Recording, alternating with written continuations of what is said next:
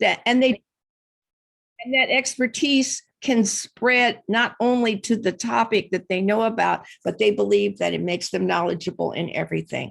And so it is the arrogance that someone talked about. It is this assuming that I know when I may not know. It's all of those things. So I start off with that to just say there's an opportunity to learn here. And we're hoping that you take advantage of it. So by this point, I'm the facilitator. And as Garrett was kind enough to mention, is that the HR Source is the organization that I work with. It's located in Landover, Maryland, also in New Haven. We have our New Haven address down there and also contact number. And we do work in this area of diversity and inclusion and equity, and also obviously within the HR community. So here's just a quick thumb sketch of me.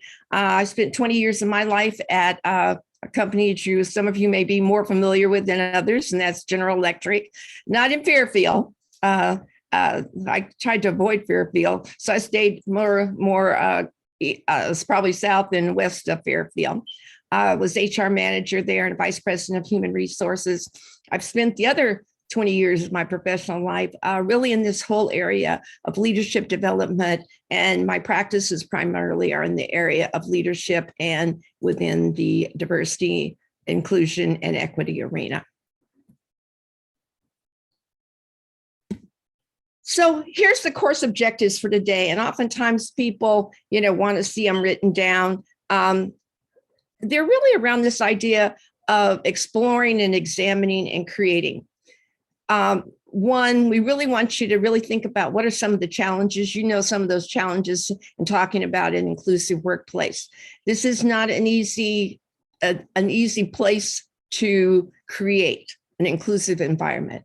We want you to examine some of the things that really influence both you as an individual and also your organization around even recognizing bias and what inclusion looks like. We want you to examine the importance of really being able to differentiate between diversity and inclusion. And I think this is a very key factor. I hear people, and I think maybe it's the way we started out as practitioners talking about it, diversity and inclusion, and it made it sound like they were one and the same. They're two very distinct, different concepts, and they look different, or they should look different inside your organization, and we'll talk more about that. We want to also create this understanding of that there's a strong relationship between inclusion and you as an individual and your organization's ability to be able to create, support, and maintain a workplace that's bias-free. And without that connection and without that relationship, it gets very difficult. We want to also explore the connection between diversity, inclusion, and unconscious bias in terms of how employees are engaged, and also what is the business impact when we don't have those things in place. And then finally, to consider some new frameworks, which are really just kind of ideas and skills and competencies around what's really required to support an inclusive work environment. Anyone have any questions? Okay. So something else I want to say is a part of what I call my setup is that you don't have to go and check your fire signal alarm. You might hear a little beep, and it's interesting because I'm always hesitant to do this because there's some people's brains that hear sounds and other people never hear it. It's the same way as seeing images. So some people might hear a beep, others don't. It's actually an oxygen machine that has a compressor that has a little signal on it. So if you hear it, you don't have to run and go check your individual alarms. You received the ground rules in the email that Tamika sent out prior to the course. So there's just one or two things I want you to think about. This notion about, and it's really not here, it's what I call active listening. And active listening is the ability to listen and go, I need to know some more about that, and ask a question. That's active listening, as opposed to, oh, okay, that's right, that's wrong, that's good, that's bad. That's a judgmental voice that we oftentimes find ourselves in. The other thing is you're going to have an opportunity briefly to work in some groups. Take that as something serious, because oftentimes learning occurs in having these kind of peer conversations. So be one, a willing participant to share some views, and two, to really listen and go, okay, I've never thought about that before. There's some real possibility there. Okay.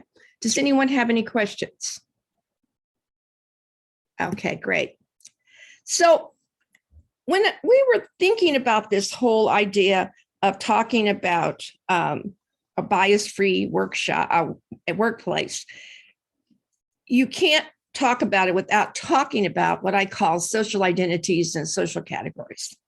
Some people might have seen this as Marilyn Loebner put this together, and she called it dimensions of diversity. And when you look at this chart, what you start to see is, especially in this, what we call internal dimensions, we see all of the social identities, or many of the social identities that we all have. We all have age. We all have a social identity, which is a construct called race or ethnicity or mental ability or physical ability. And all of those have gone to form what we call diversity. Or is it? And so I really want you to think about that all of these things exist, and they create what we call these identities. And there's not one of them that is all of us. We're not all just our age. We're not all just where we grew up. We're not all just whatever status you may have in your organization. And yet, all of those things go to create the way you see the world. All of these things represent the way you have learned how to view the world, and they've all had an impact on you in terms of where you grew up, in terms of what level of education you might have or don't have, how much you get paid, your marital status, or any of these things. And so I want you to really start to think about how much do any of these things play in our way of looking at the world. So the question is, that chart, was that diversity? So that's not a rhetorical question. Was that diversity? What do you think? Hi, this is Jen Fournier. I don't think it's diversity so much as all of the different lenses that we layer on how we approach the world around us, and helping us to understand each other. Great. Yeah. It's the layering that we do. And all those things they get layered. Baby's born yesterday. They're born into a culture of a mother, of a father, of a grandparents, a set of grandparents, of a community, of a religion, what you eat, what you do. It is that layering effect. Absolutely. Anybody else?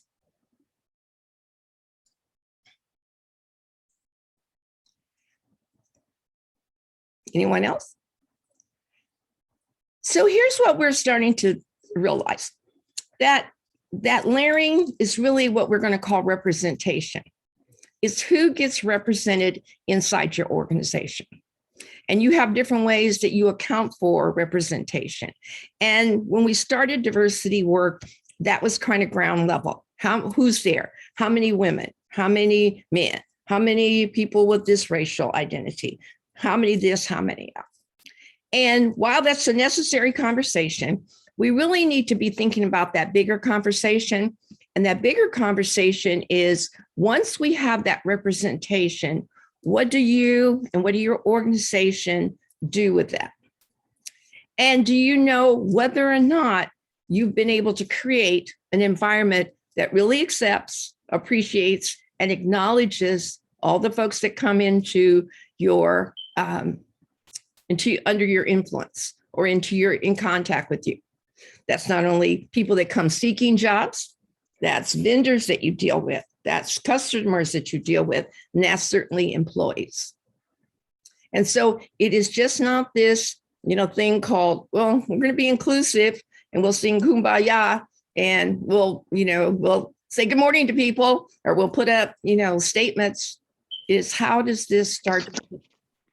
We are in an era of what I call activism among employees, especially young employees. And if you're in HR, most of you may think about the fact that many times today, younger people come into an organization asking about the diversity in the organization. And they don't want to know about some sign you have. They want to know, what are you actually doing? What does it look like? And what's the evidence of that? And we know that for a fact that many people are now making their decisions about organizations that they will become a part of based on that. So what are you doing? What does it look like? How can you describe it? So that brings us again to the topic inclusion. So causes us to think about defining it. And so this is the way we look at it. Inclusion is really cultural, and it connects the employee to the organization. And it really allows for this collaboration, this flexibility, fairness, and it leverages diversity because you recognize you have all this difference that's going on. And when you have that inclusion, you really create this sense of belonging. And, belonging sounds like maybe one of those kind of touchy-feely words. But if you've ever looked at the Maslow's hierarchy of needs, then you'll know that the first level is, can I have food, water? And, those are primary things for us. The next level is safety. Do I have something that keeps me sheltered? And the third one is, guess what? Belonging. We all have a need to feel like we belong to something, that we are acknowledged and a part of something. And when we don't have that, guess what? Maslow says we'll only exceed up to 5 steps once those needs are met. And so if I don't feel like I belong somewhere, what am I likely to do inside of an organization? Not rhetorical. What happens when people don't feel like they belong somewhere? They leave. They leave. And how much money does that cost you? A lot. A lot. Yeah. Even today, when we have, different forms of online recruiting, still has a cost with it, the cost of people interviewing, the cost of training, all of those things. Employee cost is very high. And so if people don't feel like they're part of your organization, don't feel like they're valued for who they are, don't feel like they can bring their whole self to work and their authentic self. And so, sometimes people hear that, and I don't think they know truly what that means. So what does it mean when you're able to bring your authentic self to the workplace? What does that mean? Well, you get the best out of people. Sure you do. But what does it mean to be my authentic best? Or to be authentic? To not hide pieces of yourself or your culture. And how do people do that? Well, for many years, as an African American woman, I believed that having braids. I'm sorry.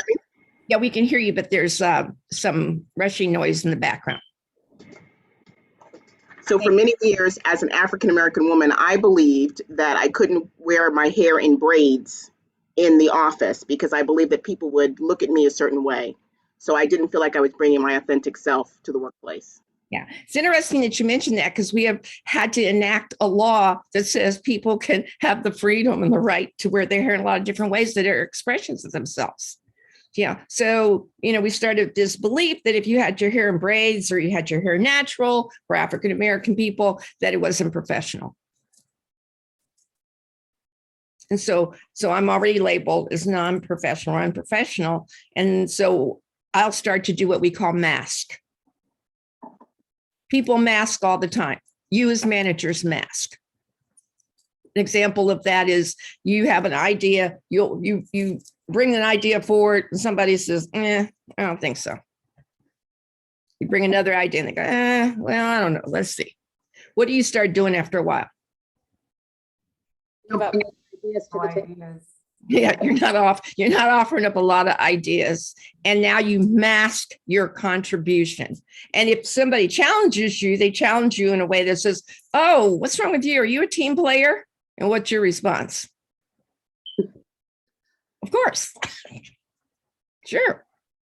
That's masking. Women mask all the time. We mask around, family, we mask around sometimes children, we mask around a number of things that we give the impression none of those things interfere with our ability to be professionals and contribute. And so all of that has a cost. So when people can bring their authentic self to work, guess what? They contribute different ways, they engage different ways, and guess what? They really generally serve your customer, your client in an extremely profitable way. Mhm. So there is a direct correlation between employee satisfaction and customer satisfaction. So if I'm somewhere where I feel like I'm really contributing, I'm doing good, and people recognize that, it spills in terms of how I interact with any number of people. So here's the bottom line. To really have inclusion, it really requires a shift in your organizational culture and leadership behavior. And I can't say that too many times because people think they can just say, "Oh, we're inclusive, we are inclusive," and I'll say, "Okay, so what are your leaders doing different?" And they go, "Oh, well, what do you mean?" So leaders are the folks who create environments for people to contribute in. What is the leader doing differently? What's the organization doing in terms of looking at the culture and looking at all the places where inclusion doesn't exist or doesn't exist to the degree that you want it? So those are the questions we have to start asking ourselves. So I need to move my screen here. So for me, the thing that leaders need to do more than anything else is figure out how to ask questions. Questions are very powerful. And so for me, inclusion asks the right question. And the question is, do people in your organization feel like they're a part, or do they feel like they're apart? Ooh. And that's a powerful statement. I love this particular chart because, when people feel like they're a part of something, guess what? They lean into it. And when I feel like I'm not a part, I lean back. So it almost resides in our body. So the question is, what do they feel in your organization? And who feels like they're a part of? Because I do a lot of culture surveys, and I will always find from employees that there is a group of people that feel more a part of. And people will identify.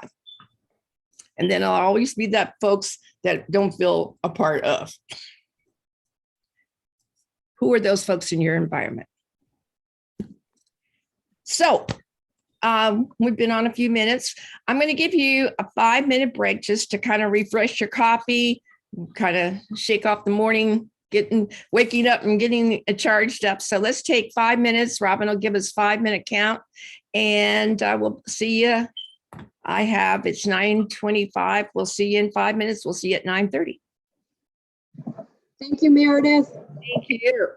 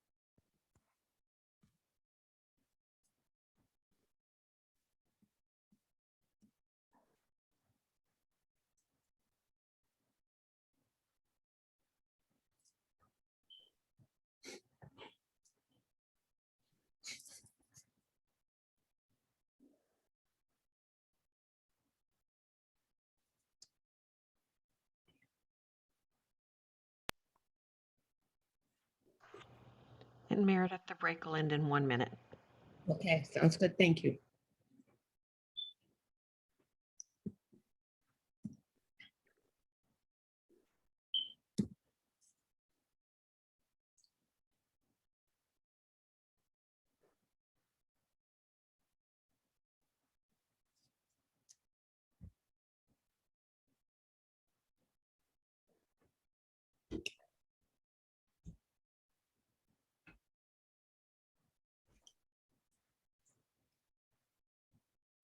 Okay.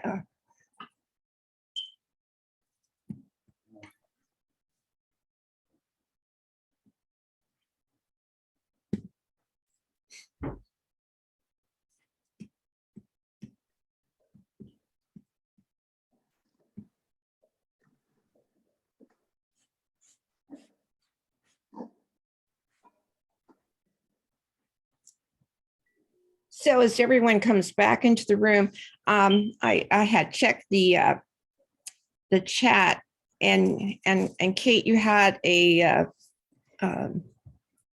statement that said everyone doesn't have to pretend. You want to say more about that? We were talking about masking. She may not be back yet. No, I'm here. Yeah, I'm trying to remember. I think, yeah, it was just when you were talking about, that was in response to when you were talking about being your authentic self. Yes. And that was basically my answer to that, is that when you're allowed to do that, you don't have to be changing who you are in the place where you are. Exactly. Thank you. I appreciate that. Okay. So we're going to shift. And so one of the things that I'm always curious about is looking at different ways we start to frame this conversation around inclusion. And the reason that I often think about that, especially when I think about and talk about unconscious bias, is that I've come to believe is that much of what happens to us as individuals originates, starts, and maintains itself in brain central. And all of the stuff is here. And it's in our brain in one way or the other.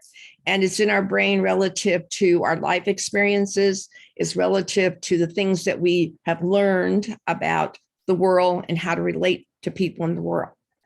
And so we call it a lot of different things. We call it the conscious, we call it the unconscious. And so one of the things that I'm moving towards is this notion around perspective. And perspective is just another way of saying that as individuals, we have developed a particular way to regard situations and facts. And it goes to create this point of view that we might have. And that our perspective is really shaped by our own racial background, our own social identity around that, as well as some of the other things, who we grew up with, what did our families look like, who did we live with, what were those experiences, and what we get exposed to, obviously, in the media or through books or magazines or, any number of things. And this is very important because we oftentimes don't think about these things. And all of them, I believe, have the ability to trigger in us something. And so if our group wasn't quite so large, I would probably ask you to introduce yourselves and tell me like a favorite song of yours. And I can guarantee you that there would be some people who might know you who might be surprised at your answer. So if you said something like the Grateful Dead and they had you ringed more towards a John, a legend kind of song, then people might go, oh. But after we hear everybody's selection of their songs, what do you think we come away with? When you look back and you hear all these different choices, what do you start to notice? Or what do you think you would start to notice? I think you'd Probably look at them probably a little both, differently. Lot of differences, yes. Kate, you were going to say? I could see that you could both kind of feel like you have some connections with some people based on their choices, but also probably a lot of assumptions that go along with what that song or that type of music means. Absolutely. What else? I think it would make you also curious to want to know more about that individual or different individuals. Yeah, absolutely. What else? All those are right. There's some more. I think it's hard to come up with one song. I mean, I think that's an arbitrary statement in and of itself because some of us are more complex and we have about 5 or 10 favorite songs. I usually get people to. Okay. What else? You could actually put them in a category, making an assumption based on that. You know, like if it was the Grateful Dead, it'd be like, they're a deadhead. You know, or, you know what I mean? Like, so you would put them, all of a sudden, they now have a title on them. That's right. They have a category. Category, that's where it was going. Thank you. What else? Something else. Maybe It that both highlights your own biases, but also highlights how we are often similar in different ways too. Yes, absolutely. Something else. It may determine what age they are, depending on the genre of music they're listening to. Yeah, what kind of era they might have grown up in. What else? So here's one of the things that I find is a commonality, is that someone mentions a song and I might not have heard the song for 15 years, and I can at least start out with the first line of the lyrics. And why is that? Because it is recorded somewhere in my brain. But music is also the great, convener. Yes. Yes. Yeah, I see Ray. He's like, yeah. That all of a sudden that has, can kind of pull us together in ways that we hadn't thought about. So is that part of what looks like inclusion? Does inclusion start looking like when we can have people kind of come together? They don't need to agree about it, but they can start to notice certain things about it. The sameness, the difference, but it can bring us together. So all I want you to think about is our heads, our brains get triggered by any number of things. Sometimes I ask people about their family. What kind of family did you grow up in? And most of us assume that there was a mom and a dad and a brother or sister, maybe. But what about people that grew up with just one sibling, or people who grew up in living as a foster child, or not knowing their parents at all, living with an aunt or uncle or grandparent? All of those things go to shape the way you look at family and what family means to us. And how many of us work off the assumption of what family looks like based on what ours? And not only does it create for us what we call these mental rules, because that becomes our rule. We don't ever speak it, but it's there. And that's what perspective does. So what I'm going to ask you to do now is, some of you might have heard of Simon Sinek. He's an author, and he's the author of the book, Starting with Why. And that's a place I always like to start. Why? Why is it like that? Why are we doing that? So this kind of speaks to me. But he has an interesting take on perspective, and I'd like for you to listen to it. It's about a 3-4 minute clip. I'm asking you to listen to with active listening. So to ask a question or to sort of notice things, because I'm going to ask you some things after the film. Okay. So here's what happens when you give someone cause, right? You look for all the ways to bring that cause to life, and you need the diversity and inclusion to see opportunity or see breaks that are gaps, because we all have different perspectives and different upbringings. Not better or worse, different. Yeah, different, right? It's like even, let's just draw the line on like racial lines. We're like, rich people are happier than poor people. Are they? It's like, I know some people who came from meager means, who they understand teamwork, they understand resilience, they understand loving your mother, they understand gratitude, they understand hard work better than anybody, and they are good.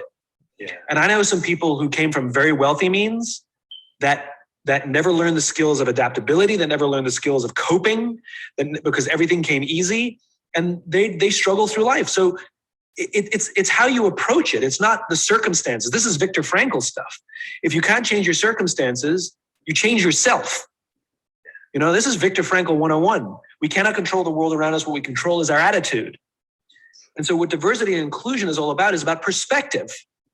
And so when you give people cause, they will look for ways to bring the cause to life through their perspective. So we have a cause in these United States. Our founding fathers wrote down for us in the Declaration of Independence, all men are created equal. This is an idealized state that we will never get to, but we will die trying. And different people who have different perspectives, you can see trying to bring that cause to life. The abolition of slavery, women's suffrage, civil rights, gay rights. Somebody with diverse opinions and diverse upbringing said, hold on, I'm still not included in that. And so, you know, we start a new effort, and all of those imperfect and ongoing in their own rights. So when we have a vision, when I say inspired, safe, and fulfilled, I only have my own perspective. Yeah. And I have unconscious bias and I have blinders. But if I have lots of people on my team, we all have our own unconscious biases and we all have our own blinders, but together we have a broad view. Yeah. And I need people from different religions, different races, different sexuality, different job experiences. I need people who have experience in something we've done before. And I love hiring people who have no idea about this job because they'll bring a new perspective. I love putting people in jobs they don't know how to do. Just like I'd like taking people who are different than me and saying, how would you solve this problem? And that's the thing we forget, which is, you said, it's a program based on numbers and based on color or sexuality. It's none of those things. It's about perspectives. And different people have different perspectives, and different upbringings have different perspectives, and all the infinite number of perspectives that exist in the world because of all the combinations and permutations. Yeah. And the best companies are diverse because they have diverse thinking, right, diverse ideas. Right. We make jokes constantly about, boards or companies that are made up of old white men. Why? Because there's one perspective. That's the joke. The joke is it's one perspective. Yeah.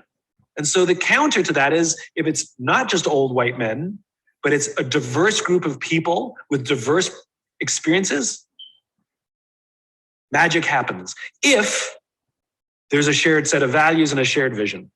Without the shared values and the shared vision, then all of that diversity will subdivide into their little tribes, and they'll go and eat at the lunch tables all completely separately. And then you need your diversity and inclusion program because you never understood it in the first place. Okay. So what we're going to do, we're going to break you up into some breakout rooms. And you'll need your little fillable because it'll have the questions in it, because you won't be able to see this screen after you go into your breakout room.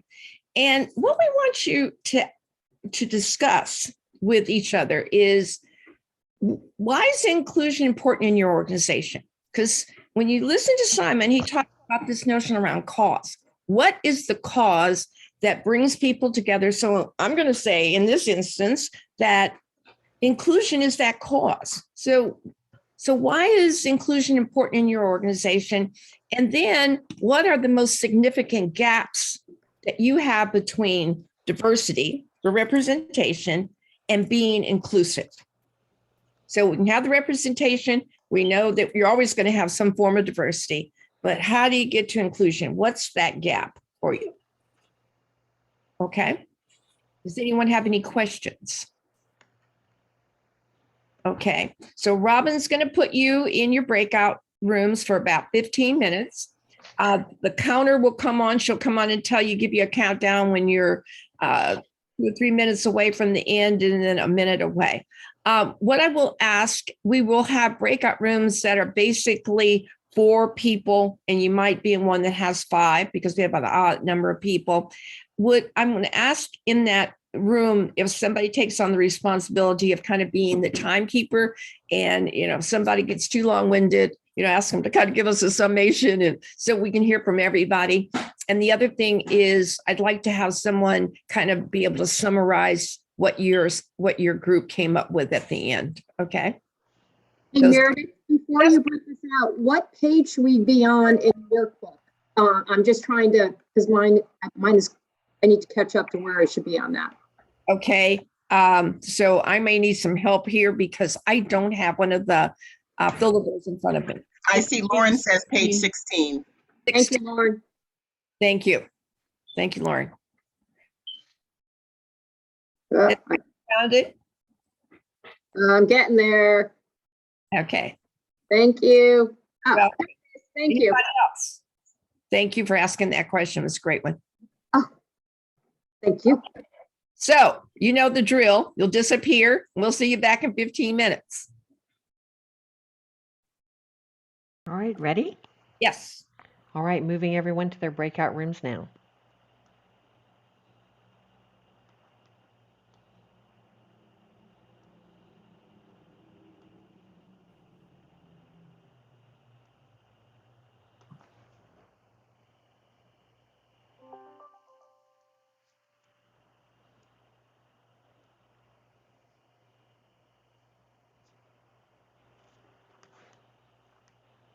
And it looks like everyone's joined their breakout room now. Sounds good. Wonderful. People are really engaged. That's good because sometimes they're quiet. Yeah. Yeah. I'm liking it. We get them. Got it. They got to talk to us. If Yeah, they- otherwise it's painful for 2.5 hours. yeah. And if not, we'll find them. And it looks like we might have lost Pat.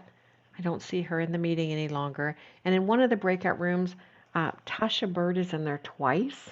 Oh, So maybe she's from phone and her laptop also. So that room may have 3 people in it. okay.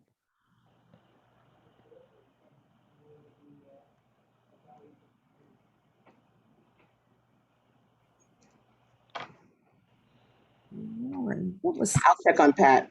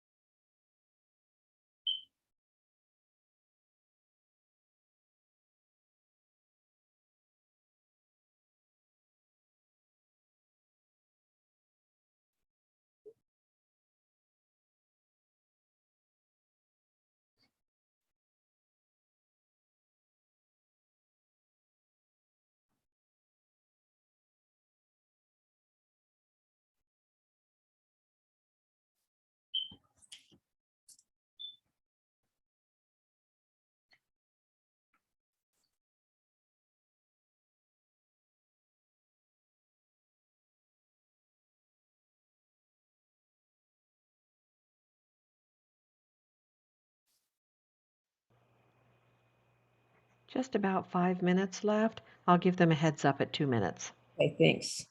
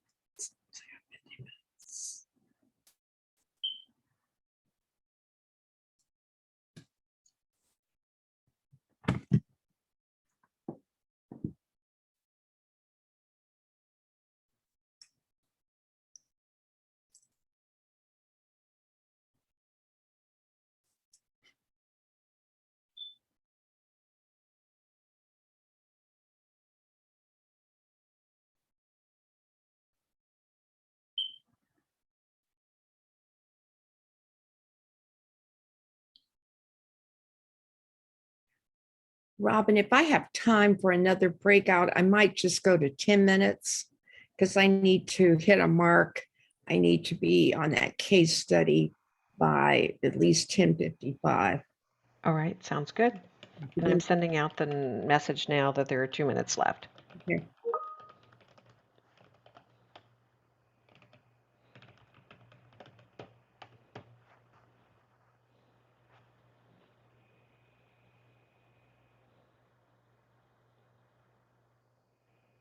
Tamika,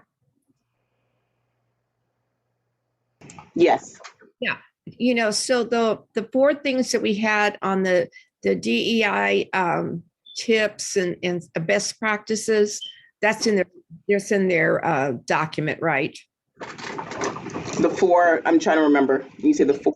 Four last charts that are very dense, text dense. I was just going to reference them being a part of. Yeah, it should be. Yeah, because I didn't touch it. So whoever put that together, I think I remember seeing it in there. Okay. Mhm. Yeah. Yeah. I don't know if we were going to send that out as an email in advance or if they can have it in their document. Yes, I believe they do have it in that. And I'll just reference that. Okay. Yep.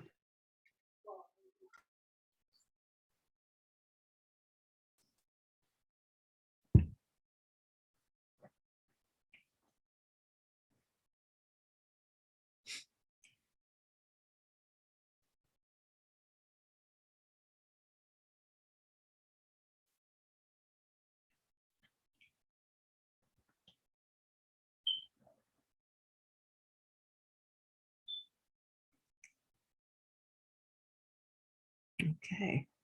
So I see people.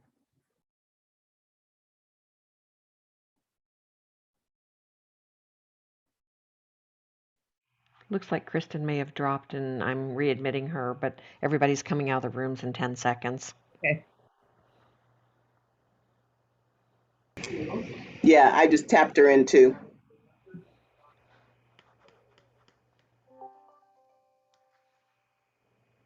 And everyone should be heading back now. Okay.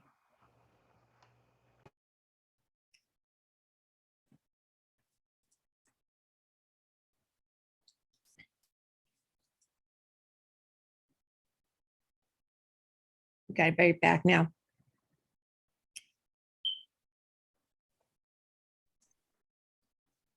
All Oh, rooms are closed. okay, thank you. So, is there a room that would like to briefly report out what your answers were to the questions? We wouldn't mind going first. Okay, great. So the first question is, why is inclusion important to your organization? So from my perspective, I'm in the apartment industry. Okay. And we cater to people from all over the world. It's very diverse. And we want our residents to feel like they belong and like our employees, I'm sorry about my dog, that our employees reflect what they look like. And that will help make them feel part of our community. Good point. Okay. Anybody else in a different group? Yes, I'll go. Yeah. So I'm speaking on behalf of Sherry and Shannon as well. Okay. So two of us are in the helping field. So we work for agencies that support folks with disabilities, and our third group member is in manufacturing.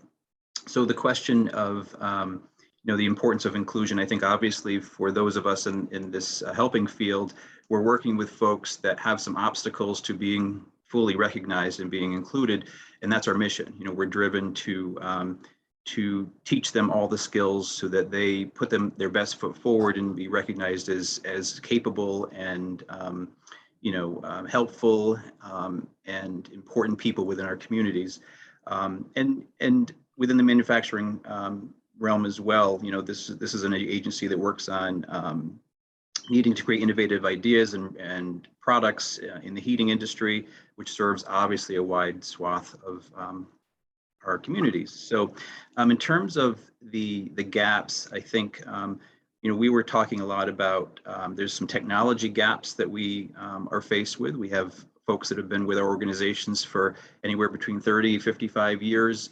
And then newer folks coming in with much more advances in technology, and finding how to bridge that so that we can support the folks that maybe don't have all those skills at a time that they're really needed. And it's hard to, sort of manage that at times. And then, also facing folks retiring, new folks coming in and bridging that age gap, and utilizing our sort of senior folks as mentors in some better ways to make sure the history of our organizations are kind of kept going forward with new people. Yeah, that this whole idea, that's a huge gap for most, whether you're a service or a product driven organization, is this whole idea of how do you bridge this gap between people who've been in the organization for a long time. It's the knowledge transfer. And if you don't have something in place to start, figuring out how do you transfer that knowledge, these folks who hold it leave, and the other folks that are coming in have no way of knowing.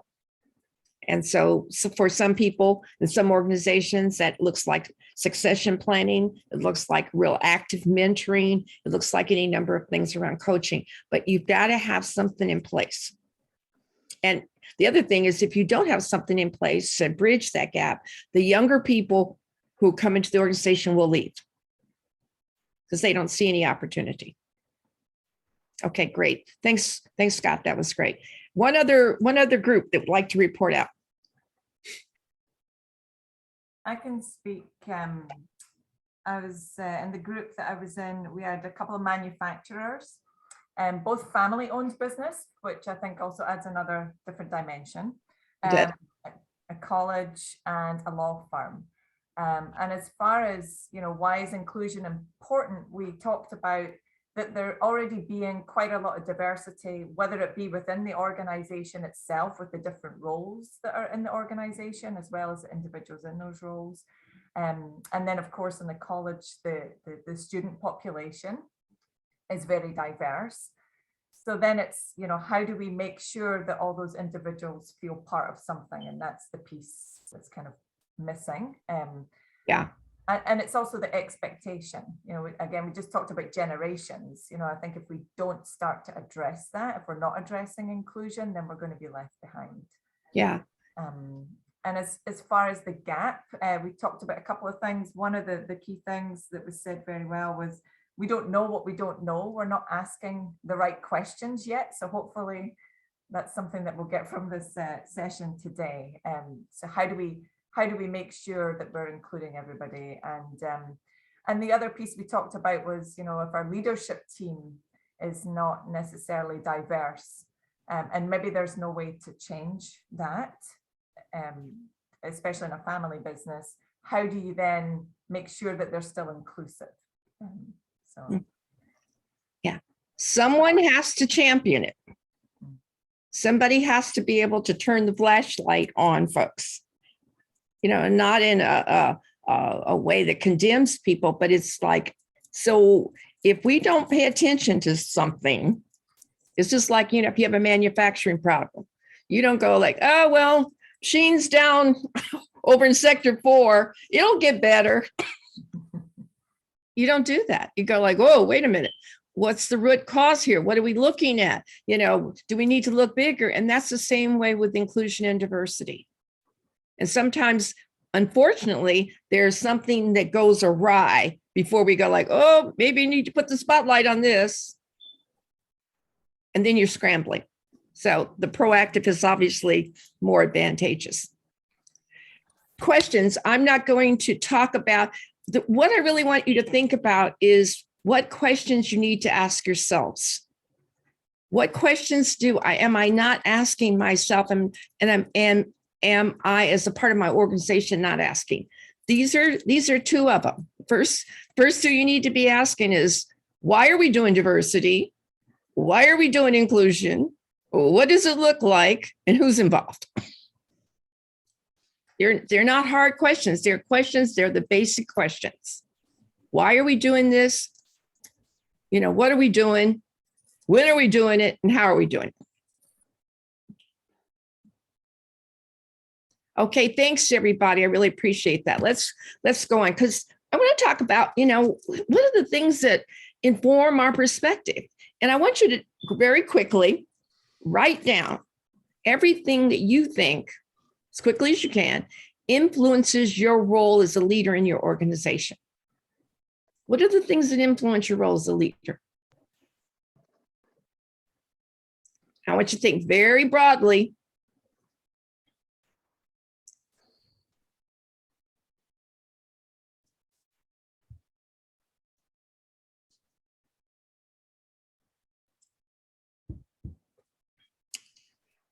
Someone we haven't heard from, can you give us your list?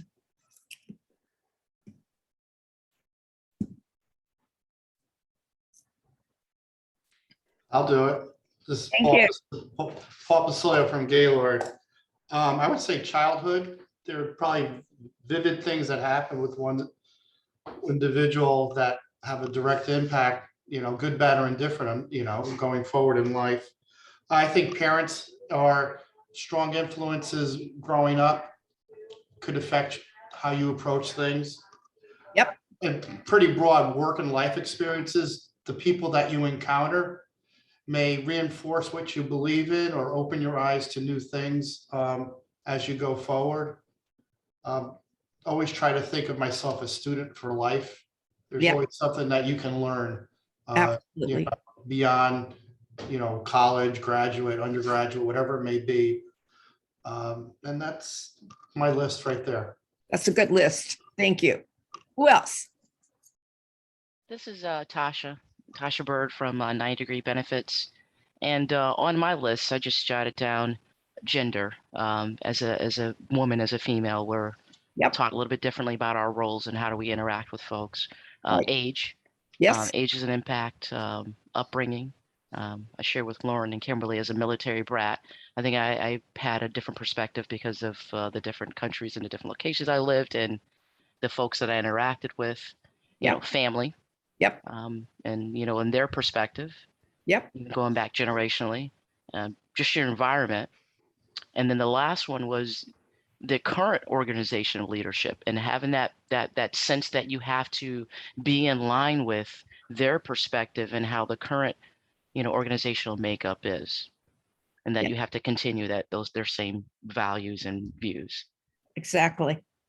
And that one is very powerful. How many people ever worked for a bad manager? How much has that influenced how you want to lead? Can I add something? Sure. I wanted to say that being a mom, I think, really influences my leadership, especially during the pandemic and understanding how difficult it was to figure everything out with childcare and work and how are you going to move forward in this unknown situation. So I feel like that's made me a lot more understanding of our parents that work for us. Absolutely. And it is a very important concept called the empathy. What degree of empathy do you have and do you exhibit? Forbes magazine in December had a whole issue on empathy. And it said it is the most important leadership quality people can have. And I believe that because this is the other thing. The data tells us that the higher you move in an organization, guess what? The less empathy you have. And, it sort of sounds counterintuitive, but guess what? I get further and further away from when I was initially in that position, right? So how many times do you have managers say, well, how come they want more money? Well, how come they want this? How come they? And notice how they phrase it. It is a they and us. Why do they want something? So listen to how people phrase that too. How many people had working mothers? Did that influence how you look at work and managing and leading? For sure. I'm going to share mine. I put mother on my list. I put mother, I put empathy on my list. I put teamwork, structure, organization, and details. Those are the things that, come to my mind. All right. Those are great. So let me ask you this now. How many of those represent some form of unconscious bias? The things that are on your list. I would say probably all of them. Yeah, all of them. I agree. Yeah. Yep. Well, because one thing I wrote down was just caregiver, not necessarily mother, because I Yeah. think that I've worked with so many people who have elderly parents that Yes. their burden is not less than mine because they're young children. You know, Yes. it's their parents. I think it's a different situation. So that is a bias, right? You could think just parents, but it's kids taking care of parents too. That's exactly right. That's exactly right. So here's what I'm, really leading to is that people oftentimes say, oh, bias, I don't have any of that. And so what I'm going to say and ask is, how does your perspective influence your biases? Because we all have them. We all have them. And they're not always around race or gender, but we have them. So unconscious bias is just part of the DEI landscape. And, when you look at the landscape, it looks like this. It's the diversity and inclusion, it's the bias, it's the action, it's privilege, it's all of those things that we have to start navigating. And it's not an easy road to navigate. Unconscious bias, and we'll just define it. It's really refers to biases that we're unaware of. They're outside of our control, and they happen and they're triggered automatically in our brain. And it's causes us to make these very quick judgments and decisions. And they're always, and I don't like generalizations, but they're influenced by our background, our culture, environment, and our personal experiences. And that unconscious bias is what we call an implicit social recognition. And it refers to, these attitudes or stereotypes that we have. And they're part of what we call this kind of implicit association. You all were asked to take the IAT. How many people, that's the implicit attitude test. The Harvard, did anybody take that? Oh, okay. I see some people raise their hand. So if you haven't, you still have time. If you can go on, I think it's on the website is IAT, www.iat. I'll send it out again. Thank you. So here's the thing about the implicit association test. It's not a perfect test. It doesn't, test whether you're racist or prejudiced. It just has you look at what kind of automatic associations you make. And we make them, and we sometimes don't even think about it. So so here's the test. I know no one in the room is Rembrandt, but I want you just on a piece of paper very quickly. I want all of you to draw a picture of a scientist. Draw a picture of a scientist. However that shows up for you, just draw a picture of a scientist.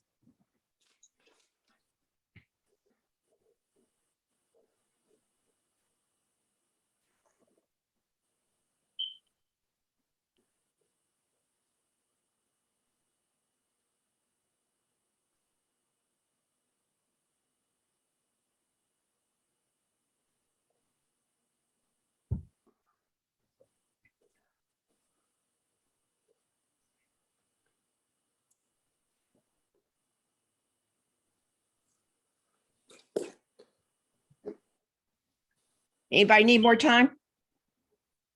Okay, so you can use your little hand on your Zoom, or you can raise your hand in person. So here's the question. How many people drew a scientist that has some form of crazy hair? Their hair is around on top of their head some kind of crazy way. How many drew a picture of a scientist that had glasses?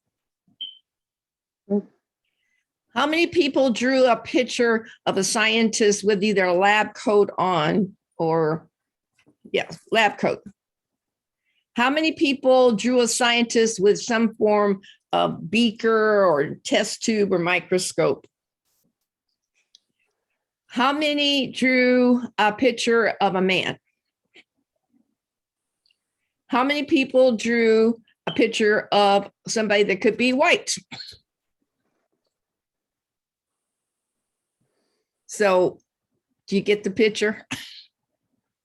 So if you drew a scientist, your view of a scientist that had any of those elements? Do you know when you were first exposed to that particular image? It's when you're about 7 or 8 years old, and it was in a cartoon. Because the truth is that there's something like over 2,000 different titles for scientists. And very few scientists, not true scientists, but very few scientists work in what's called a bench in a lab. That where you would have beakers and things like that. And yet we are webbed and connected to this notion about what a scientist looks like. And that kind of implicit association causes women not to be in STEM programs. That kind of bias prevents a lot of women from being actually in the science community. And it's all about what we think a scientist looks like. So this is how unconscious bias works. This is how it impacts, brain central. And it's this ubiquitous thing. It exists and it operates and we don't notice it. We don't notice it. Thank you. Thanks everybody for putting your hand up. I appreciate that. So where does this bias come from? Again, we believe it's from our experiences, our culture, our friends, our childhood, and each of these factors really contribute to it. And it causes us to make these decisions and have these mental images of everything we come in contact with. And so we're going to take a quick view at how this works.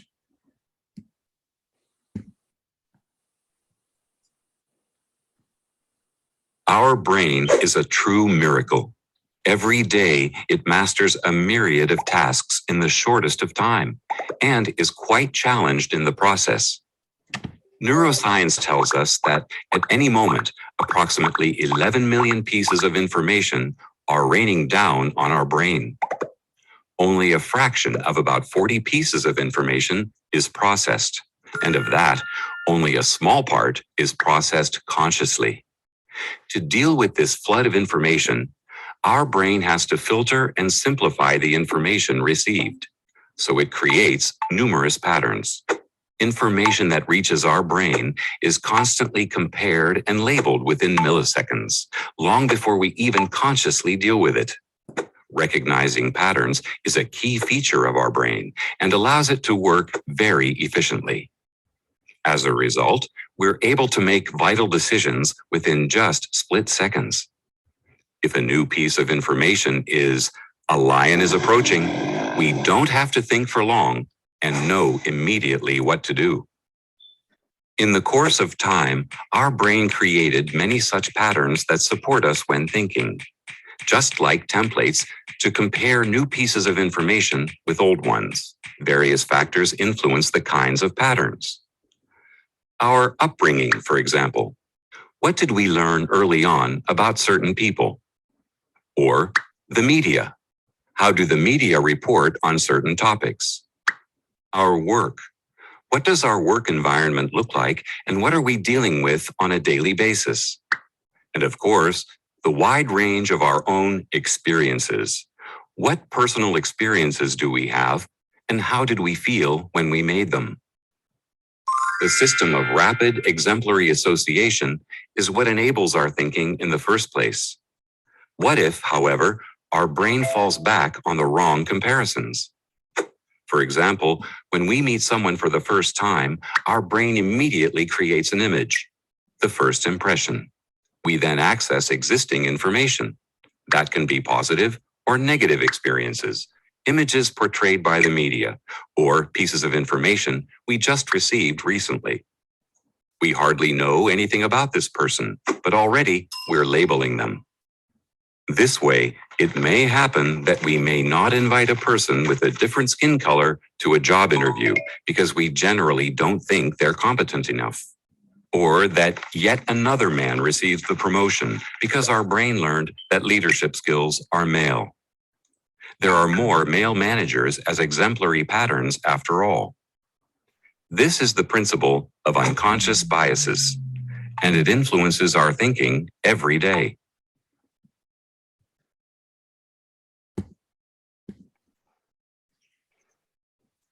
So biases, we know this impact every area of our lives, our perception, just noted in the little clip, how I see people and how I perceive reality, my attitude, how I react towards certain people.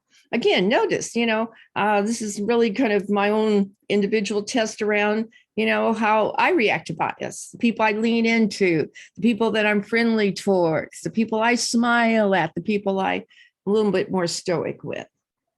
Our behaviors, as I just exemplified, how friendly I am towards certain people. Our attention, what aspect of a person do we pay most attention to? Some people, look at, different things as body parts. And, my husband was a former military, and he used to believe that he could tell, how effective a person was going to be if their shoes were shined. Until I reminded him that if you find some young people today that even have shoes that you can shine, you're, ahead of the game, because people wear sneakers. So, so that myth falls to the wayside, right? But, he had learned that was where he paid attention. Our listening skills. How much do we listen to certain people? We know that men listen to women less. We know that when men are not listening to women, what they do is they divert their eyes. They don't look right at the person. Yeah. So do I listen to a person who has a title more than I do somebody else? Doctor, manager, vice president. And then what we call our micro affirmations, how little or how much do I comfort certain people in situations? A little boy falls down. We say, oh, get up, yeah, you're okay. You're okay. Yeah, man up. And little girls say, oh, sweetie, are you okay? Who do we give that comfort to? So I want you to consider this, that there are some societal ramifications of the belief that only one type of person can perform certain jobs. What is one of those realities? Anybody think about, one of the realities that we see every day? Construction worker, Oh, electrician. Yeah. Electricians, yes. Teachers, nurses. Yep, there you go. CEOs. Yep.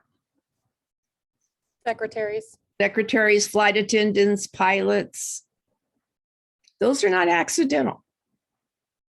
We've learned how to look and expect certain kinds of people in those roles. And so, what we're asking you to do is go through your organization and start thinking about, do you have some bias that shows up in terms of policies and practices? Can anybody think about a policy that may be biased towards a group of people?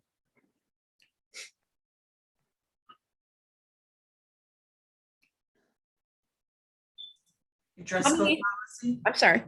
Dress code policy? Sometimes dress code. Yeah. What does business casual mean?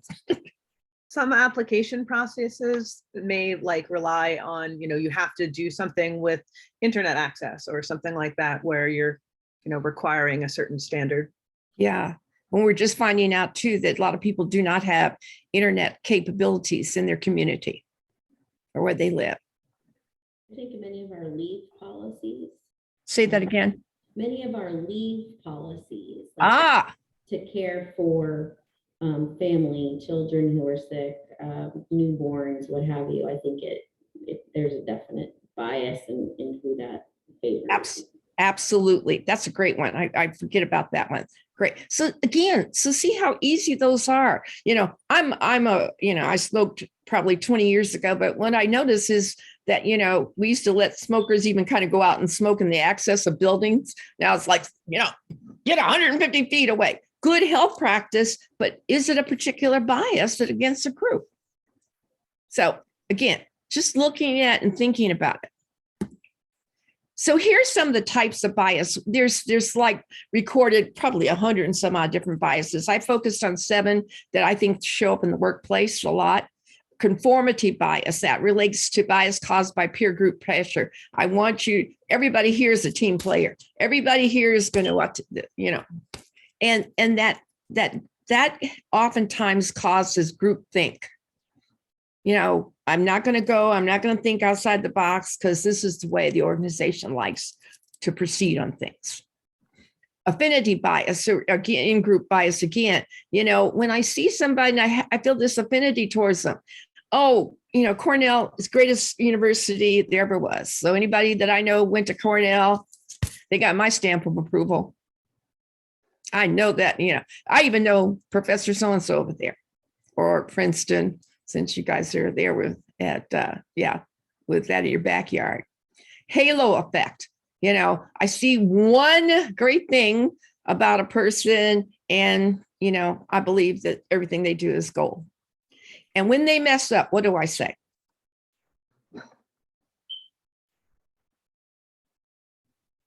Either that couldn't be them or there must be a good reason for it. Yeah, they're just in the learning curve. Everybody makes a mistake now and then. Yeah, we look past it. Horn effect. When I see one bad thing about a person and it clouds my opinion and my judgment about everything that they do. And so when they do something good, what do I say? Nothing. Yeah, what happened there? I'm sure that's a fluke. Similarity bias, similar to affinity, but this is when I want to work with certain people that are like me. Sometimes we find this with tech folks, they want to work with only folks that have this knowledge around this platform or this language or whatever. Yeah, but we have that similarity bias too. I like people that are engaging, or people that like to talk and, have ideas. And, for people who may not exhibit those kind of characteristics, I'm maybe a little less enthusiastic. Attribution bias. We think, that we have done all of this because we're great and wonderful. And so we talk about the merit of our own personality. And it's usually always marked by I, and never we and never us. And so when things don't work well, I'm, apt to say, oh, that's because of some other factors. That wasn't because, I'm not wonderful. Confirmation bias is to make a judgment about somebody and then look for evidence to back it up. So somebody shows up late, one time to a meeting or twice. And, and so I may make a statement that says, oh, so-and-so can never get to a meeting on time. And then if they're, so I set up something that's impossible and they're late and I say, what'd I tell you? So these are those biases. Now, here's what's important is we know that bias is associated with decision-making and it's the snap judgment. So I ask people to ask themselves this question: who is your go-to person? All of us have that go-to person. And generally that go-to person has a halo. We don't we don't make the horn person our go-to person. And at the same time, when I keep going to the same person over and over again, what do I create for the other folks that are watching this?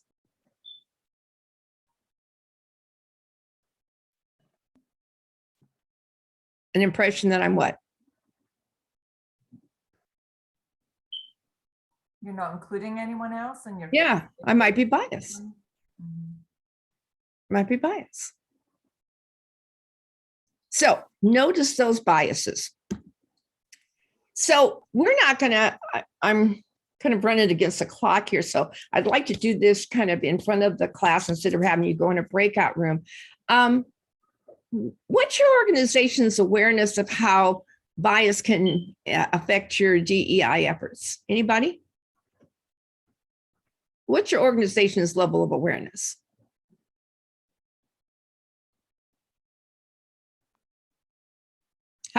How aware do you think your organization is about bias, especially unconscious bias? I think we've got a long way to go. Pete and I are at Crest. This has been an excellent couple of hours. So I just want to quickly thank you, giving us a lot of food for thought. But yeah, no, I think we have a long way to go in terms of awareness around unconscious bias, and a seminar like this could go a long way, at least in opening up some conversation around it.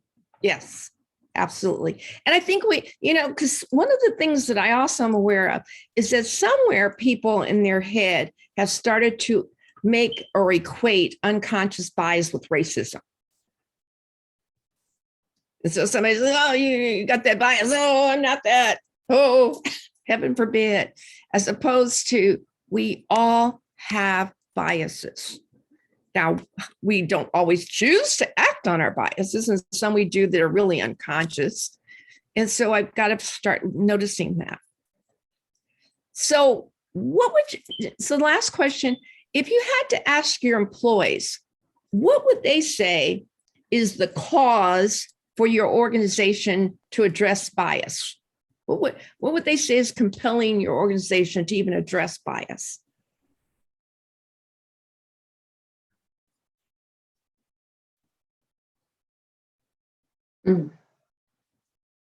I think definitely, and I'll have all my coworkers on here, so hopefully I don't say anything off the top. But I think at the chamber, and this we've talked about this previously, is long time ago, of really understanding the differences of what a business owner looks like, right? Of really broadening. A business owner doesn't look like one type of person. They don't act like one type of person. So I think that's a really big thing, is like, if we want to have a big, healthy chamber, then you have to make a bigger table. Yes. Yes. Yeah, absolutely. Anybody else? Good morning, everybody. I'm Allie from United Way. Oh, and there's an echo, Betsy. If you could mute, yeah, there you go. I was just going to say, the first question that you asked, Meredith, about what's your organization's awareness about how bias can affect your DI efforts. I think we've done a lot of work about understanding what bias is as individuals, and talking about it. You know, organizations can have this, businesses can have this, but then it's that application part that I think has been, admittedly, it's been challenging. You know, we have grant programs and bringing in folks with lived experience to be decision makers about how grants are allocated, right? So that we bring in different perspectives, like you were talking about. But I think it's making the link between educating ourselves, being aware, and then it's the application, and really being able to look through all the systems and processes, policies, look at really deeply how it shows up. So just wanted to say that. Absolutely. Thank you.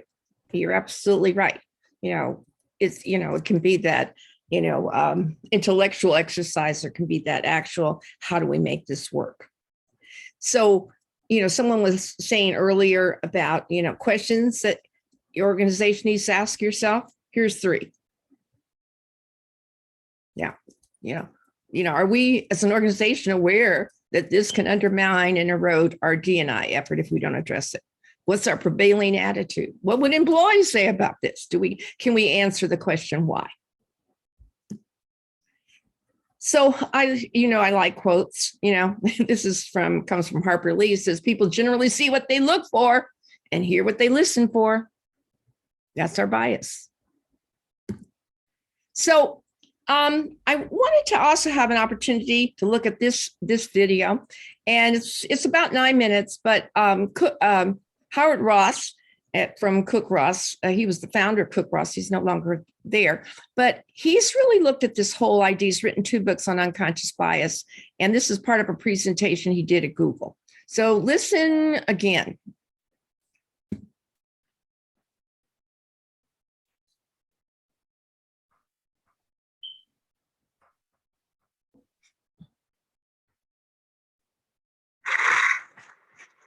Thank you. It's good to be back. I was sitting here this morning. I was saying to Steve when we were sitting here, it's really refreshing because I get to be in all kinds of different circumstances, and it's wonderful to be someplace where people are having conversations that are beyond the Diversity 101 conversation.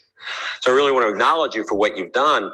And we were watching this morning, and we started with the Did You Know video, which gave us all that information about the way the world's changing. And of course, Walker did his incredible collection of statistics from the Yankelovich piece. And then we heard from all the other folks who've been on stage. And my guess is that if I asked the question, is there anybody here who doesn't believe we need to pay attention for diversity, there wouldn't be many hands that go up.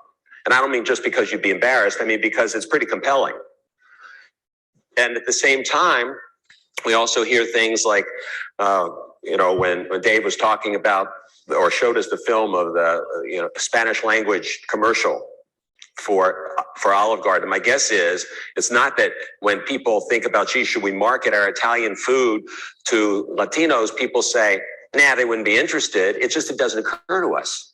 I was just talking at lunch with somebody. I was saying, I remember a number of years ago, I was leading a course out here in Marietta, or as I guess they call it Mayetta, but for Tyco and for one of the factories there. And there were a large number of people in the factory who spoke Spanish, but very little English. So in the course, they had people being translated, with like in the UN, some of the participants. And we were waiting for the translator to come, and a Vietnamese woman comes up to me before the course and says, "Are you looking for the translator?" And I said, "Yeah."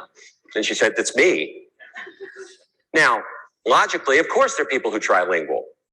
Was I being racist when I didn't think of her that way? Or was it just not in my consciousness that that's how it could occur?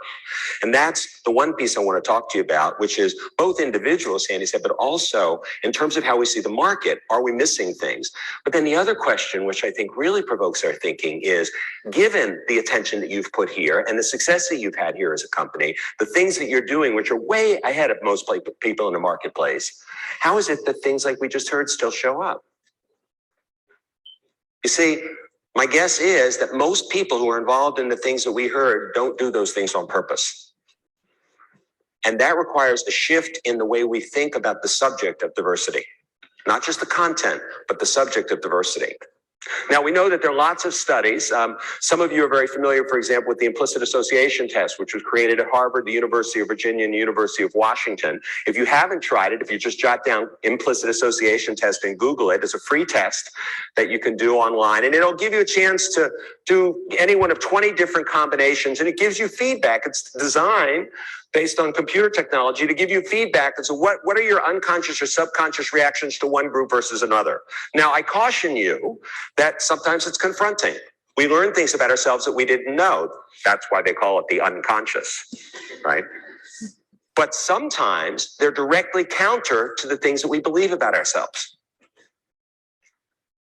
And it takes a willingness to be in uncertainty to listen to that and not be defensive about it. But we have a number of other studies that we've seen about this. One, many of you are very familiar with. Anybody who here read Malcolm Gladwell's book, Blink? Number of people, good. So you remember he talked about this study. Ian Ayres, who's a professor now at Yale University, when he was at the University of Chicago in the 90s, sent a group of actors and actresses out into car dealerships. They were virtually identical in every way possible except for their race and gender. Some were white men, some white women, some black men, some black women. They went to the same car dealership, the same salesman to buy the exact same car. White men on average were offered the car $725 over invoice price. White women, $935, 30% more.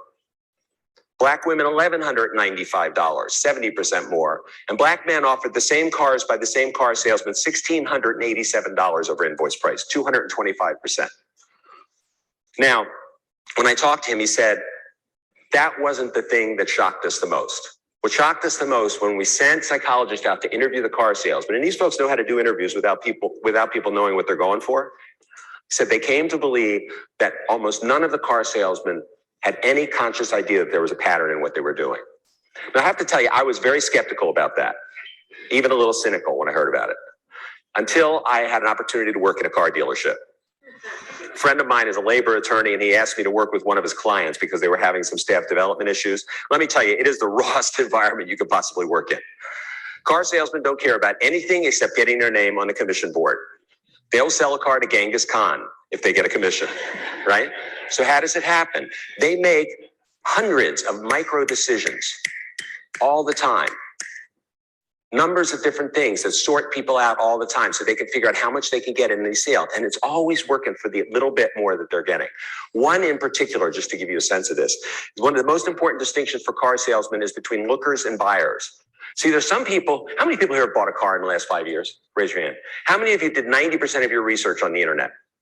Yeah, that's the way we buy cars nowadays. We don't spend a lot of time in car dealerships anymore. It's not like the old days. We can remember going to 5 or 6 dealers. Mostly you go to 1 or 2, you get the best price, you buy the car. Sometimes you don't even go to the car dealership anymore, right? You can do the whole thing online.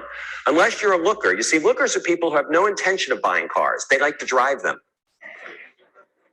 They'll come in and they'll test drive 4 or 5 different models just because they're car people. If you're a car salesman, you get stuck with a looker, they'll take 4 or 5 times as much of your time, you get nothing out of it. It's death to a car salesman, right? So they start to spot lookers as soon as they can and head the other direction. Or if they get stuck with one, they try to get rid of them. How? Push them, become an aggressive salesman. Tell them how much it's going to cost. They'll leave, you go on to the next thing. Well, here's the punchline. Across the board, car salesmen, by the way, car salesmen of all races believe that African Americans are more likely to be lookers than whites. The only problem is it's not true. The opposite is true. An entire industry's unconscious behavior is based on a myth. It's not just race and gender that this occurs around. At Johns Hopkins University, they did a study a number of years ago, found that people who are overweight get lower performance reviews for the same performance as people who are seen as physically fit. I did my own study. I've got an artificial knee. I had a full knee replacement a few years ago. So when I go through an airport, I always have to be scanned, you know. So I began to notice that when I was dressed in business clothing, I was going through faster. So I checked it out. I did a study over a period of 6 months, about 100 times going through these things. Turns out 50% faster when I'm dressed in a certain kind of clothing. Now, a lot of you know that because you've gone to clothing stores on the weekend with your jeans and there's nobody working there, right? Yeah. Right. So all of these things are happening. Now, there are hundreds more studies. If we had more time, because we've got precious little time today to talk with you about this, we could talk about the various ways it impacts us, but we know this is happening. And not only that, we intuitively know it's happening because most of us here have had an experience where we reacted to somebody and then had that aha moment and said, oh my God, what was I thinking? Because it affects us in terms of what we see, what we don't see, how we solve problems, what we hear, different distinctions and interpretations. All of those are affected by diversity. All of them are affected by the unconscious, and they affect every single thing in talent management that you're expected to do. It's going on every minute. It's going on right now as you listen to me. It was going on when you chose who to sit next to when you came into this, and who you greet and how you greet them, and whether at lunch you sat at a table with these people versus those people because you thought they might be interesting and you felt safer. Right? And the question is, what do we do with this? Because we know Scott Page is a professor at University of Michigan whose research, he's a mathematician, shows us that diversity does do what we've said for years that it does. It produces greater productivity. It produces greater creativity, much more so than just getting smart people who are all the same. Now, you need to have a core level of understanding of the business, of course, but they've actually proven mathematically. But on the other hand, Bob Putnam is a sociologist at Harvard, who went and interviewed 30,000 people in the most diverse markets in the country and found that there was breakdown, that people weren't participating in PTAs and civic associations. He called it a turtling effect. People said, does that mean you don't believe in diversity? He says, no. He says, what it means is it's not enough just to throw people together. It's not enough just to get your numbers right. People need to learn to interact with each other appropriately. They need to learn that the more diversity you have, the more work we have to do. So the question is, where will you be on the Page to Putnam pipeline? Are you going to be an organization that now, poised with what you've done, has a benefit of really rocketing ahead in the marketplace because of that? Or are you going to be an organization now begins to find in subtle ways and unconscious ways, as some of the folks up here demonstrated, challenges that you didn't know that you had and that you never had to deal with before?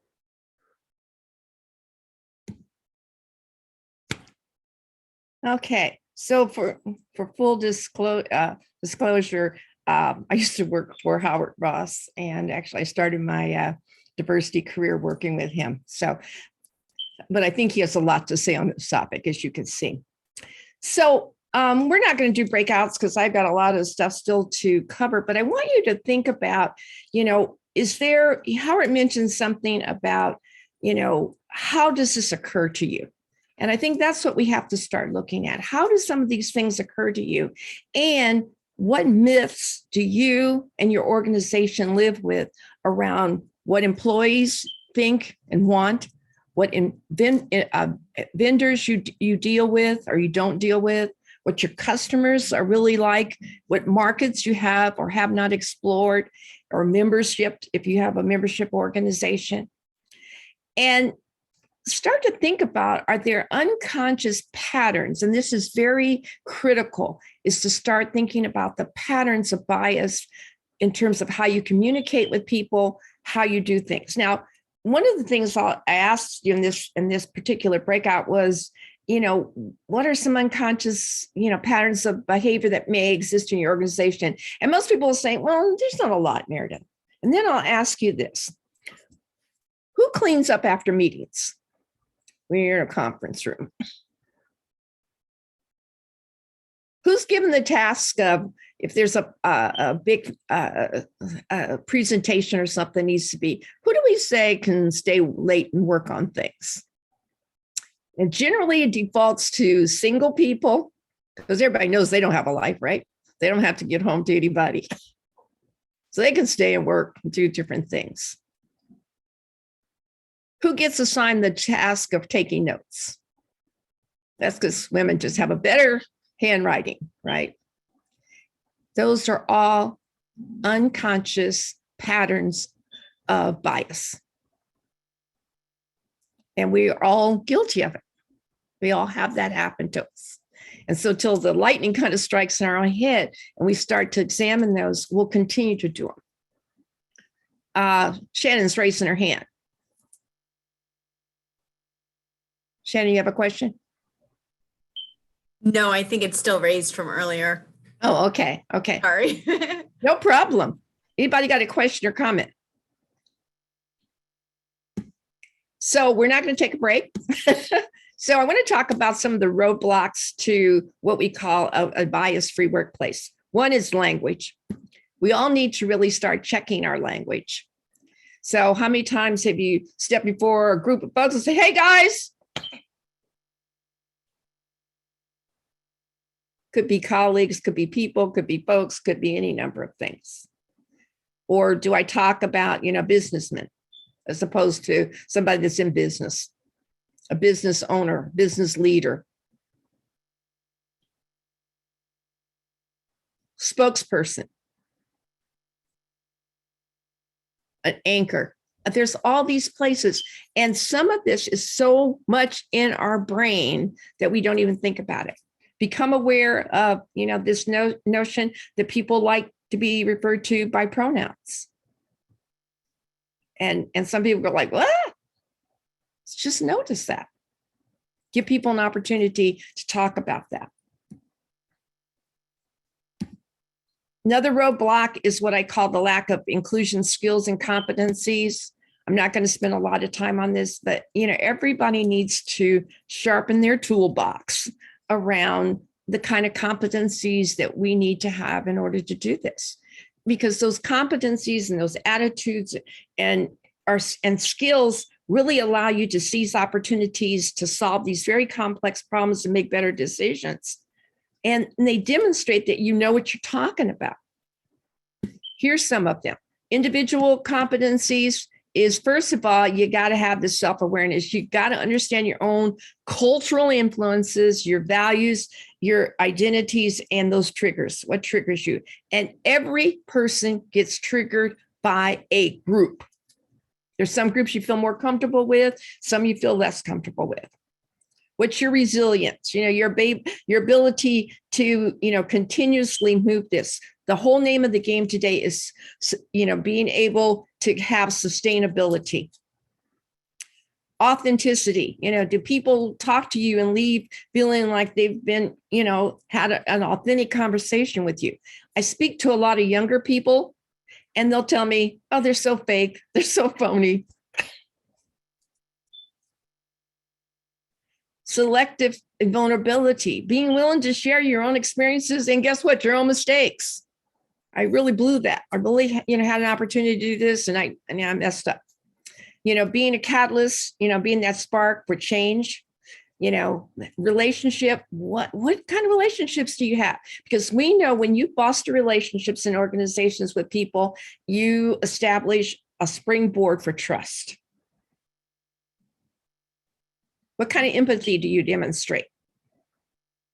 And then what kind of humility do you have? So can you put your own abilities and achievements cut in the drawer and talk about some of the things that you didn't do well? Which is harder, especially in this area, to say, I really messed up when I had an opportunity to do something really, really important. There's 6 leadership traits. Deloitte developed these. If you go on Deloitte's website, you'll see a lot more about this.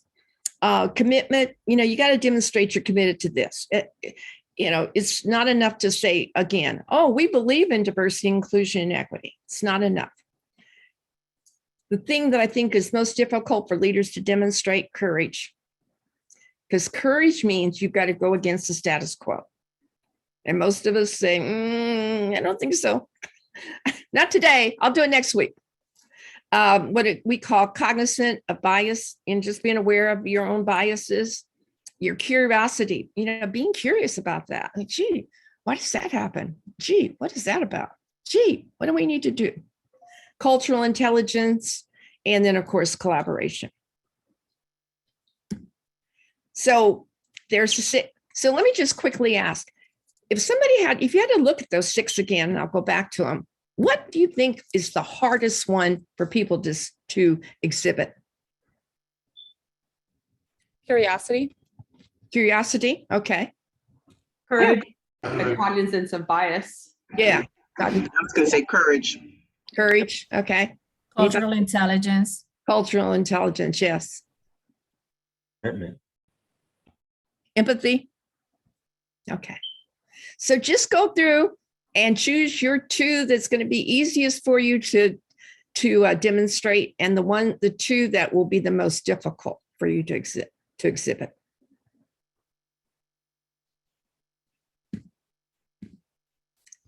So there's one more piece that we need to talk about, and that's microaggression.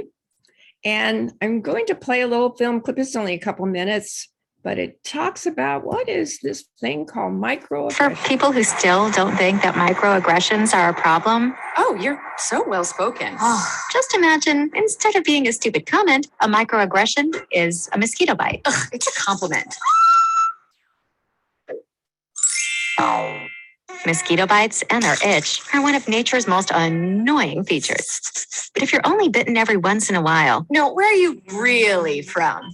Cleveland. Sure, it's annoying, but it's not that big a deal. The problem is that some people get bitten by mosquitoes a lot more than other people. I mean, a lot more. Whether it's on a date. Oh, your English is so good. Excuse me? Going grocery shopping. Everything happens for a reason. I'm just buying apples. Commuting to work. So when are you going to have a baby? Watching TV. We have to keep the Redskins name. It's part of our culture and history. Or just walking down the street with your partner. I couldn't even tell you were gay. Mosquitoes seem to pop up everywhere. Do you know John? Shopping advice. I live here too. And getting bit by mosquitoes every day. Can I touch your hair? Multiple times a day. So pretty. Can I touch it? Please. Can I please? Is annoying. And makes you want to go ballistic on those mosquitoes. Which seems like a huge overreaction to people who only get bit every once in a while. It's just a mosquito bite. Who cares? Just another angry black one.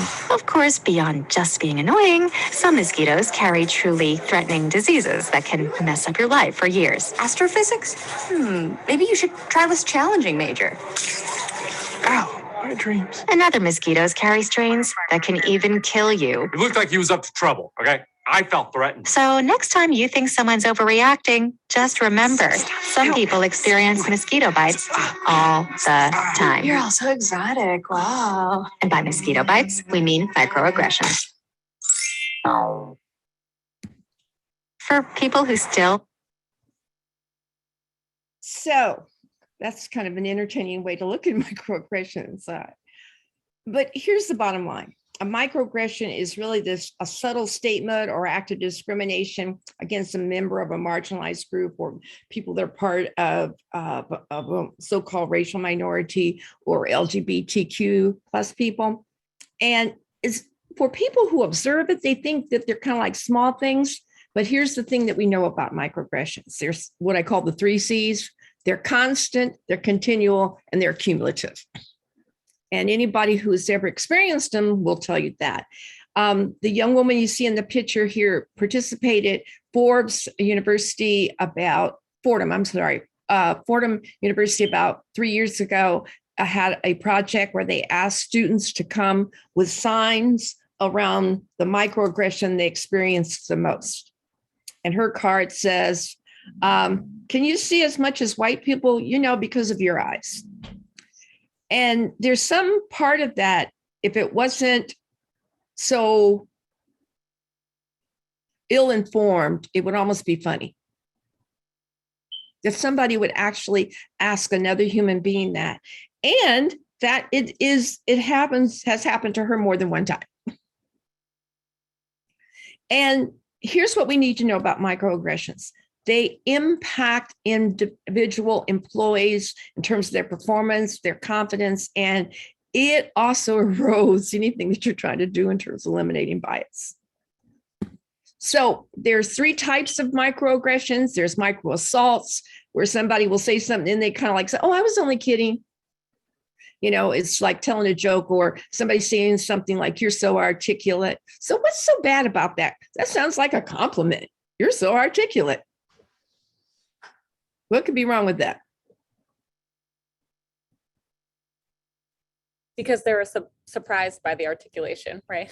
Yeah, they're surprised. Isn't that kind of interesting? If I had $1 for every time I've been asked, or that statement has been made to me over the course of 40 years, I'd probably be close to a millionaire. Yeah. Oh, you're so articulate. Oh, why wouldn't I be? But yeah, here you go. Micro insults, unintentional discriminatory things, like saying to somebody who might be, from Southern Asia, oh, your people must be so proud of you. Any more than anybody else. You're a doctor. And then what we call micro invalidations. And that's just basically when somebody tells you that something that that you experience doesn't exist. Oh, I don't see color, or racism, that doesn't exist anymore. After all, we elected a Black president. Microaggressions. So here's the thing. They're everyday commonplace. Oh, you know who you look like? I cannot tell you the number of African-American singers I've been mistaken for. Oh, are you really Black? You don't act like it. Oh, now is that the real price, or are you really just trying to Jew me down? Where are you from? No, where are you really from? Oh, stop being an Indian giver. Oh, you mean you never lived in the ghetto?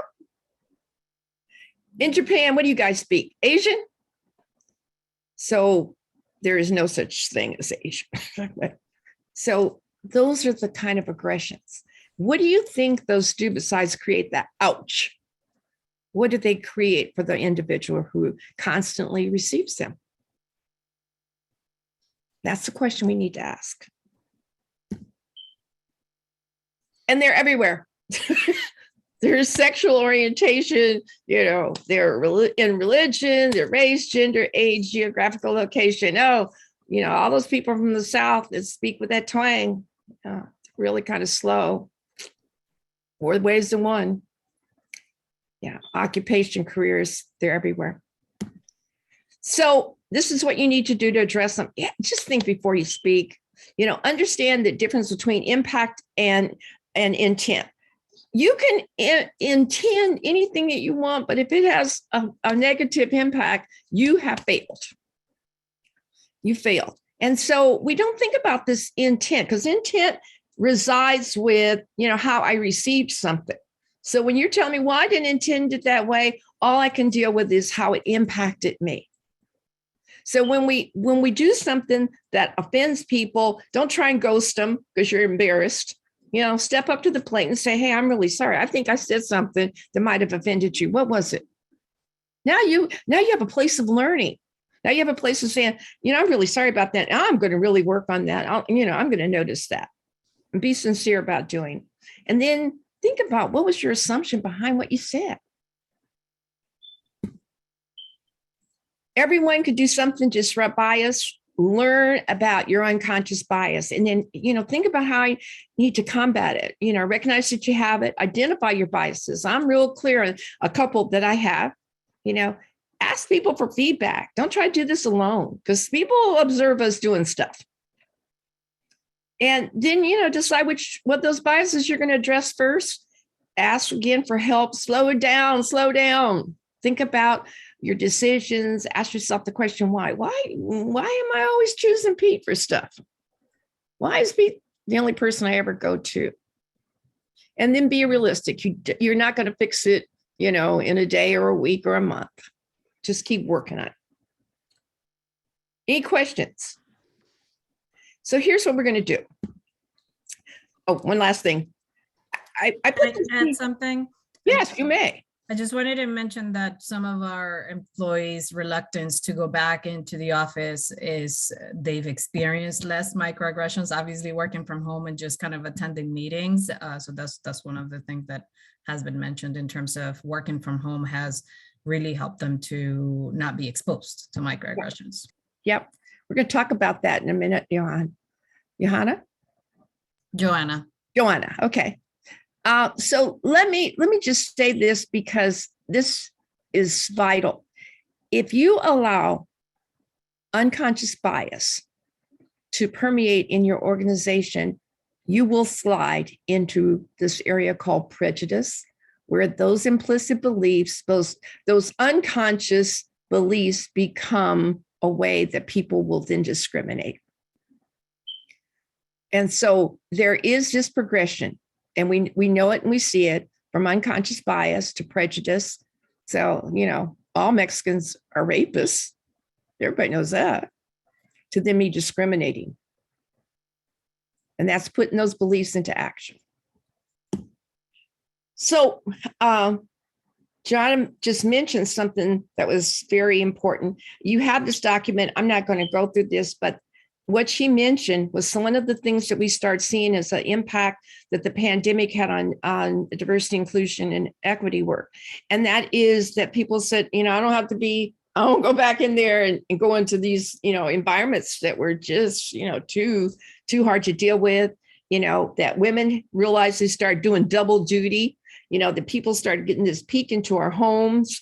There was also different things that we start to notice. There was an uptick of violence directed against Asian Americans and Pacific Islanders because somebody believed that they brought COVID to the United States. And this is like 339% higher rate of actual people demonstrating violence. And so then, of course, the whole growth of the Great Resignation, where we start to see people, especially in the ages of 40 to 60, with more than 10 years of service, having a higher rate of leaving the workforce. And then it causes you to perhaps say, in my organization, where's the biggest bulk of the people in my organization in terms of age? So here's what you're going to have to do. This is what we call pulling it all together. And so you're going to have some time to do this. So this is kind of our case study for the session. And so what I'm going to do is I'm going to quickly read this to you. You'll have access to it in your fillable document, but I'm reading it so you can get the gist of it. So when you go into your groups, you can really start to analyze it, because this is what we want you to do. We want you to, as a result of this case study, we want you to develop 4 to 5 immediate steps that if you were this owner of this business, you could take to address this following situation. Okay. As a result of the pandemic and COVID-19, your organization went virtual. Employees have been working remotely for the last 18 months. There were initially difficulties associated with getting people up to speed and with technology and the change. Prior to the pandemic, you had heard some grumblings about Peter, your general manager. Peter can best be described as old school. He hasn't been a fan of working remotely, nor DEI, and is advocating for people returning to work at your facility. Your employee population is primarily women in administrative positions in customer service, and most of the men are in operations, marketing, production, and sales. Your workforce is aging. The average age is 49 years old with 24 years of service. You've been hiring younger, more diverse employees who are better educated and have demonstrated a willingness to learn and progress. You just met with an employee group and people are saying they're not willing to come back into what they call a toxic environment. They primarily refer to peace areas, but also to issues around work-life balance, mental health concerns, inclusion and diversity, and work flexibility. Many women say that by staying home, they have increased their salaries by lowering their expenses. For example, not having to have childcare costs, gas, meals, etc. Your BIPOC, that's your Black, Indigenous, people of color group employees, say that they don't sense people are welcoming and they're being overlooked for development opportunities. Several say they routinely experience microaggressions. A couple said they're considering other options. Several of the younger employees say that they were disappointed that the organization was not advocating for DEI to the extent they said was consistent with other local organizations. And despite your efforts, they see the same people being promoted and rewarded. You realize you can't lose these employees. In the old days, you might have been tempted into believing you could easily replace them in a few months. You realize that the fix is within you. What are you going to do? Okay. You're the company leader. This is the issue that you're confronted with. Does anyone have any questions? Okay, so we're gonna put you into a group. You're really gonna have about 15 minutes to address this and come back with your recommendations. Does anyone have any questions? Okay, so Rob, I'm gonna put you in your groups now. All right, teams going in for 15 minutes. Groups are groups of 3 and 4, and the rooms are opening now. Thank you.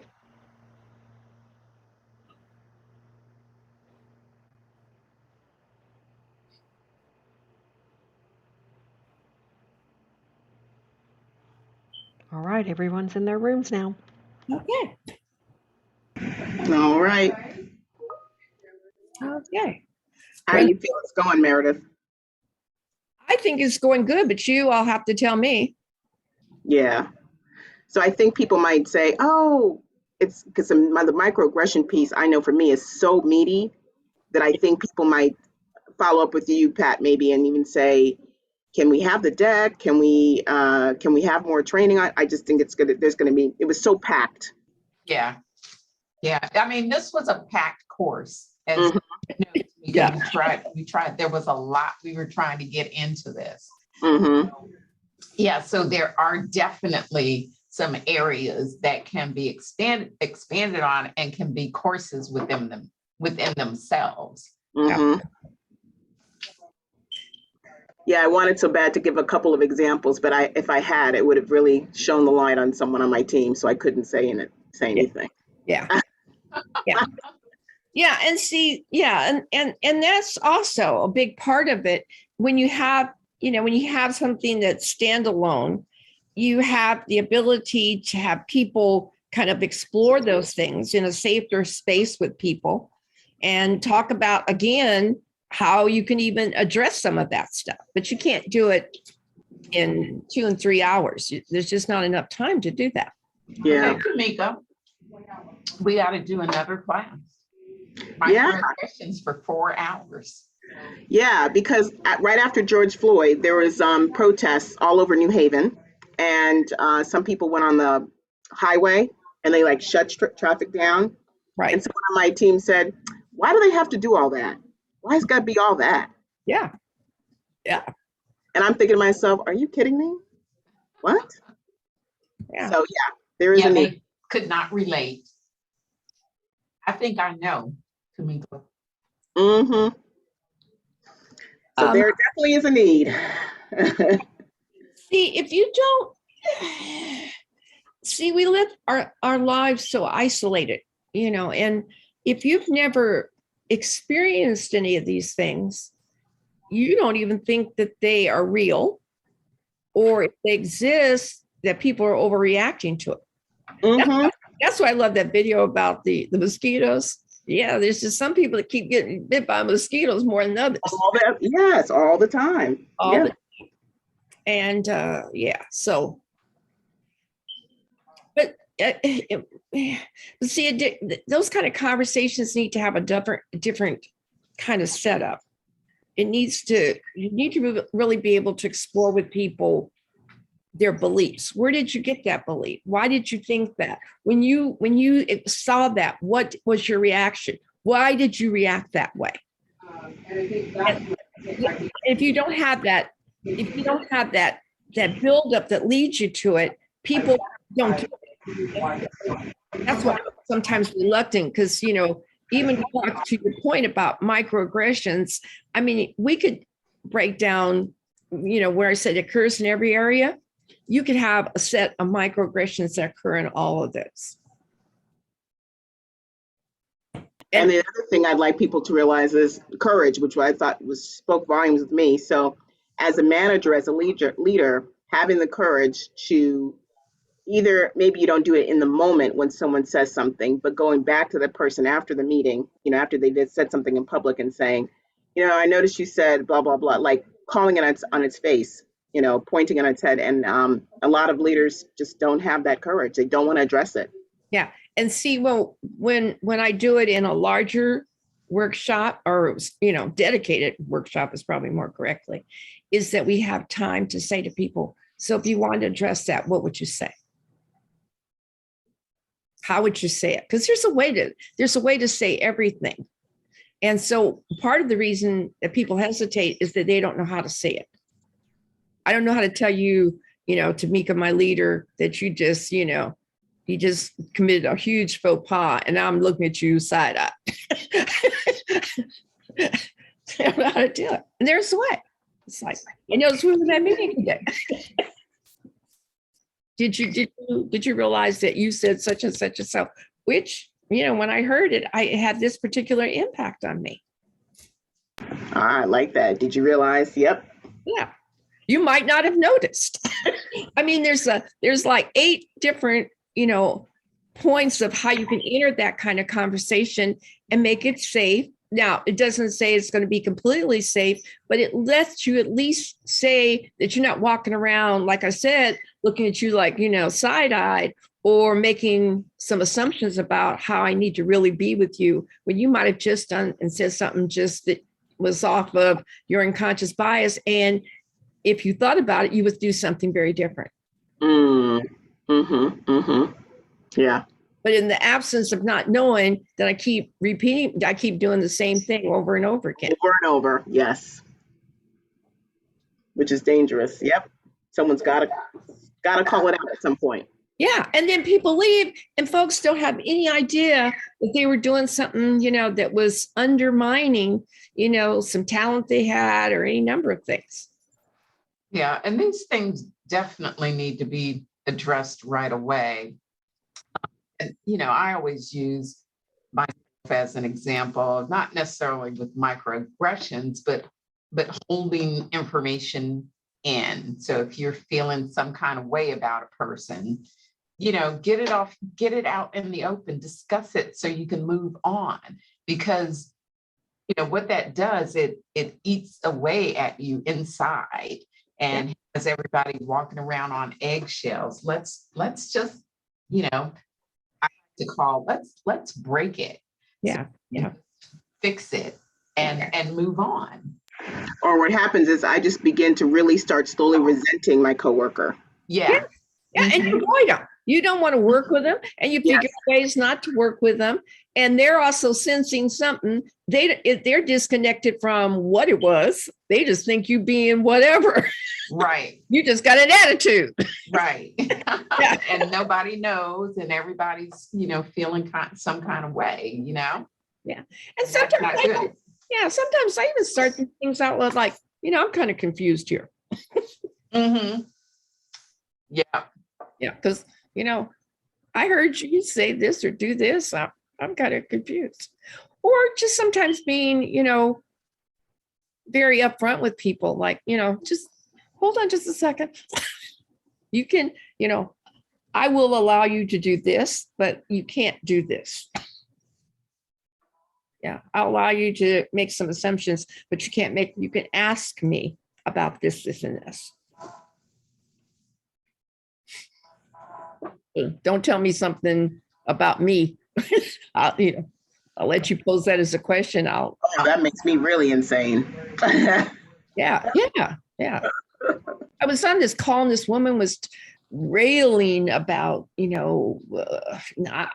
weren't being considerate of people, people just came out of COVID and did we have any sensitivities? And, I was like, excuse me, you can ask us about what our individual experiences have been with COVID, but I think you're making some generalizations. So would you like to ask us about our individual experiences? Just, you're talking to a person that almost lost their husband, over COVID, had somebody hospitalized for 2 months. So, we're not trying to match stories, but let's just make sure that we're coming from the same place.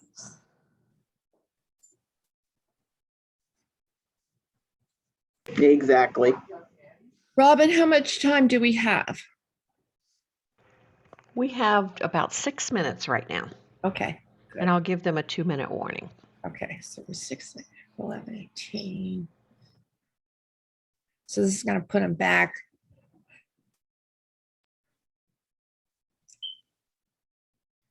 So we can hear from maybe 1 or 2 groups. We might have time.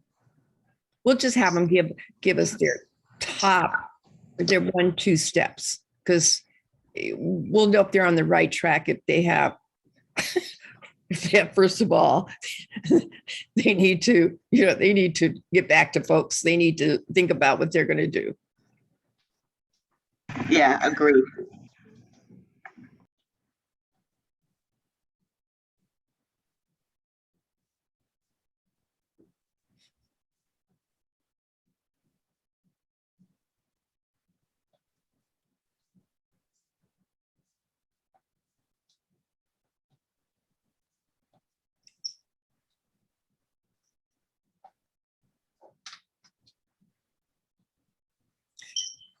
You got to see the whole Cook Ross tape. What did you think? I liked it. Yeah. Okay. Yeah, I liked it too. Very good. Yeah. He's a great speaker. Yeah, he is. He is. You have learned from the best. Yeah. Howard and I, we had a lot of different, experiences. So one thing I will tell people all the time that, he's extremely bright and really gave me a lot of different ways of looking at diversity. And I learned a lot from him. Mm-hmm. I continue because, he's got 2 books that are pretty informative. Our big, conflict was that he wanted to do a lot of spirituality, and I didn't have the kind of client group that I thought it would be appealing to. So he's like, well, no, it's not appealing because you're not really focusing on it. And, it's like, no, it's because I know these folks. Well, no. So how was he going to tie spirituality into diversity? He wasn't. Mm-hmm. It was a separate. A separate. Okay. Yeah, it was a separate track. Mm. So, it's like, no, yeah. And again, I struggled with, I didn't know what he and Leslie defined as spirituality. And this was for the workplace? Mm-hmm. Mm-hmm. Yeah, see, that's kind of dangerous to do that because, there's so many, well, see, so many different religions and spiritualities out there. Yeah. They kind of moved. Well, I think now they do it inside of what they're doing, because he sold Cook Ross, but they're doing it. They work with a group over in India. Uh-huh. I think they're doing some of it, but he still does most of his work is that he still does is diversity inclusion, and he's obviously written the books, but mm-hmm. they still dibble and dabble in it, but spirituality. And again, you're right, and I used to say, Howard, but you're forgetting I'm a Baptist. Right. And you've got so many in the workplace today. Well, our conversation would be, well, it's not about religion, and it's about, but like I said, it wasn't something I was going to feel comfortable, selling or promoting. So Right. And even spiritual beliefs are different. There is a difference between religion and spirituality, but even within spirituality, it's different with the different religions. Yeah, well, like I said, it wasn't somewhere I was ready to go to. But we didn't have. We're still friends and everything. But it was like, yeah, no, I'm not going to do that. Yeah, that would have been a hard one for me to do too, unless I was with organizations that were based in religion or spirituality. Yeah. At the time, I think my client groups were like Tyco. They were struggling around just even, ethics. Let alone spirituality. Oh, I had. Yeah, I had some of the majors then. Like I ain't gonna happen.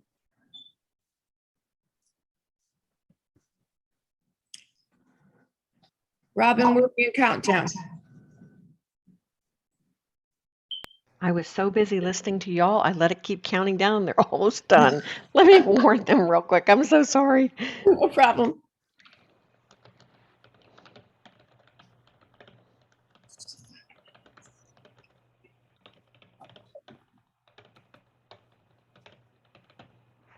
I'm gonna give them 30 seconds. Okay, thank you. So when you're all done, if you could just hand it back to me. I sure will. Oh, well, Robin will do that. Let's see. No, I mean, like hand back to me so I can make some closing remarks. Yeah. Okay.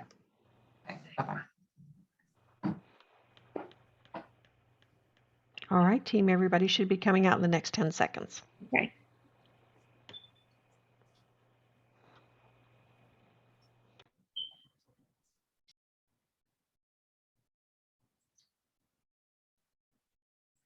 Okay, welcome back, everybody.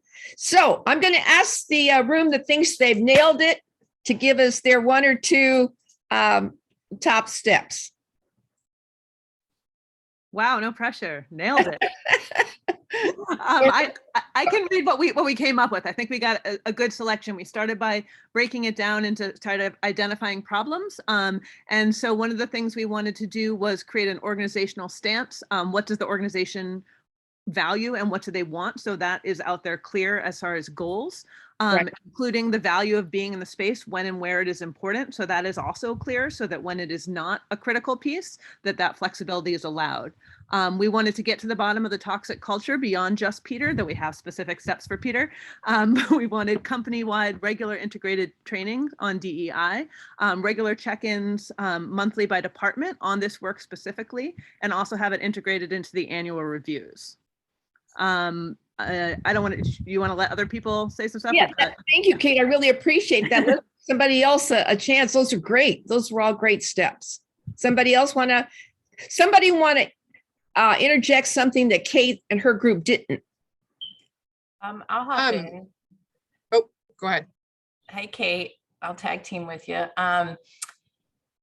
We talked about doing like a organizational wide like pulse survey, because then you have the input of the entire organization, and leadership you can't ignore input that the whole organ, and then help use that basis then to decide, like, are there committee groups, is there additional training, but really use that if there are any kind of folks that are reluctant in leadership or across the organization to invest in this.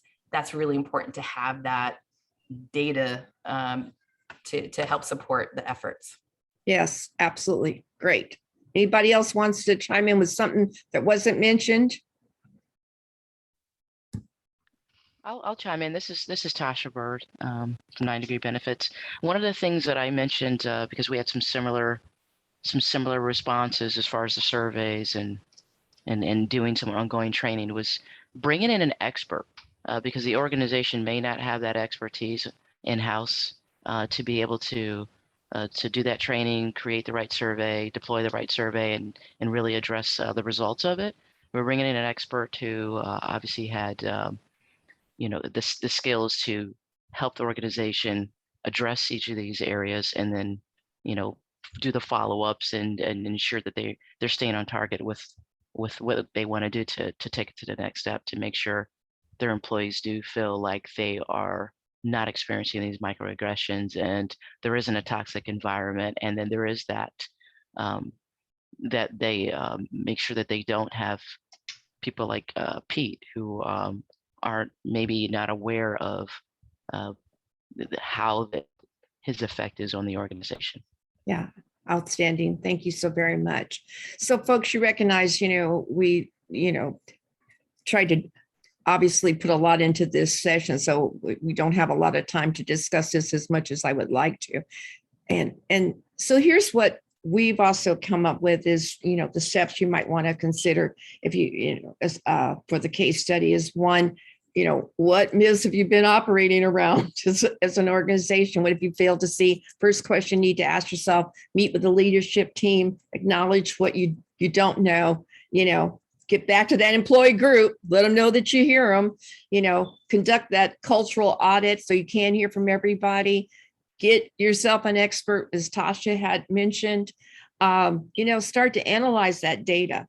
Look at it, create some action teams, make sure you get as many people as you possibly at every level involved, creating something for both the short term and the long term. Go through, audit those policies and practices and procedures, make sure you have something that's in line with your vision and your mission of your organization.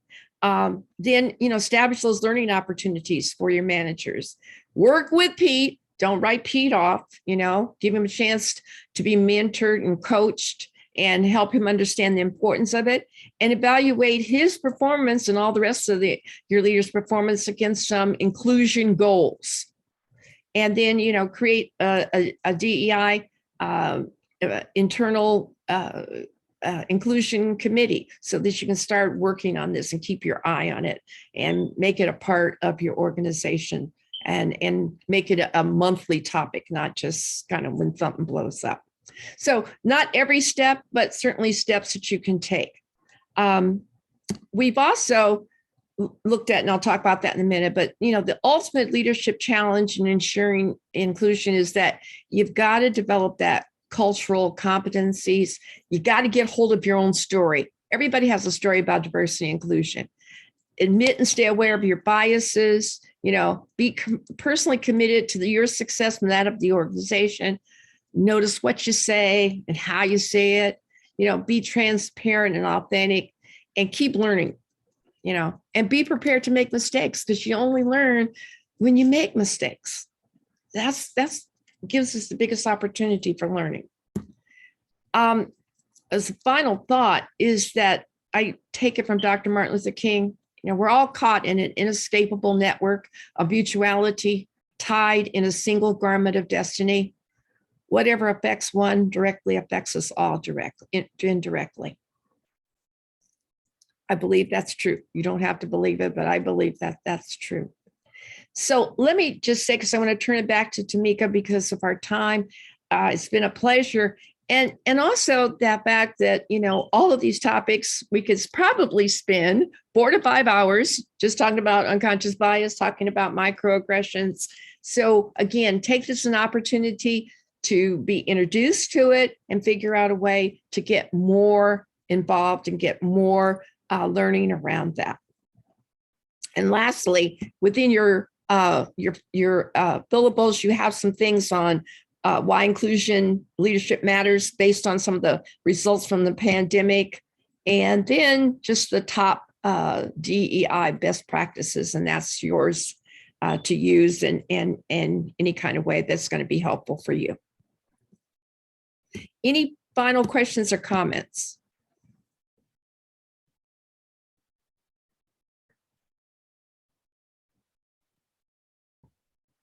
Okay. Hey, thank you, Meredith.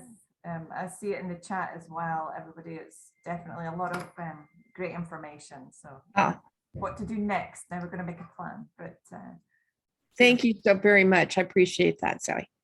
Yeah, very well done. Thank you. Thank you. Excellent. Thanks for all of your participation. It really helps. So with that, we'll turn it over to Tamika. Yes, thank you. Sending you an applause. And again, all the comments in the chat is evidence that we really appreciate the training. I wanted to say thank you, especially to The HR Source is the name of the company, The HR Source. There's a website, thehrsource.com, and Pat Hall James. So thank you so much for working with me and pulling all this together.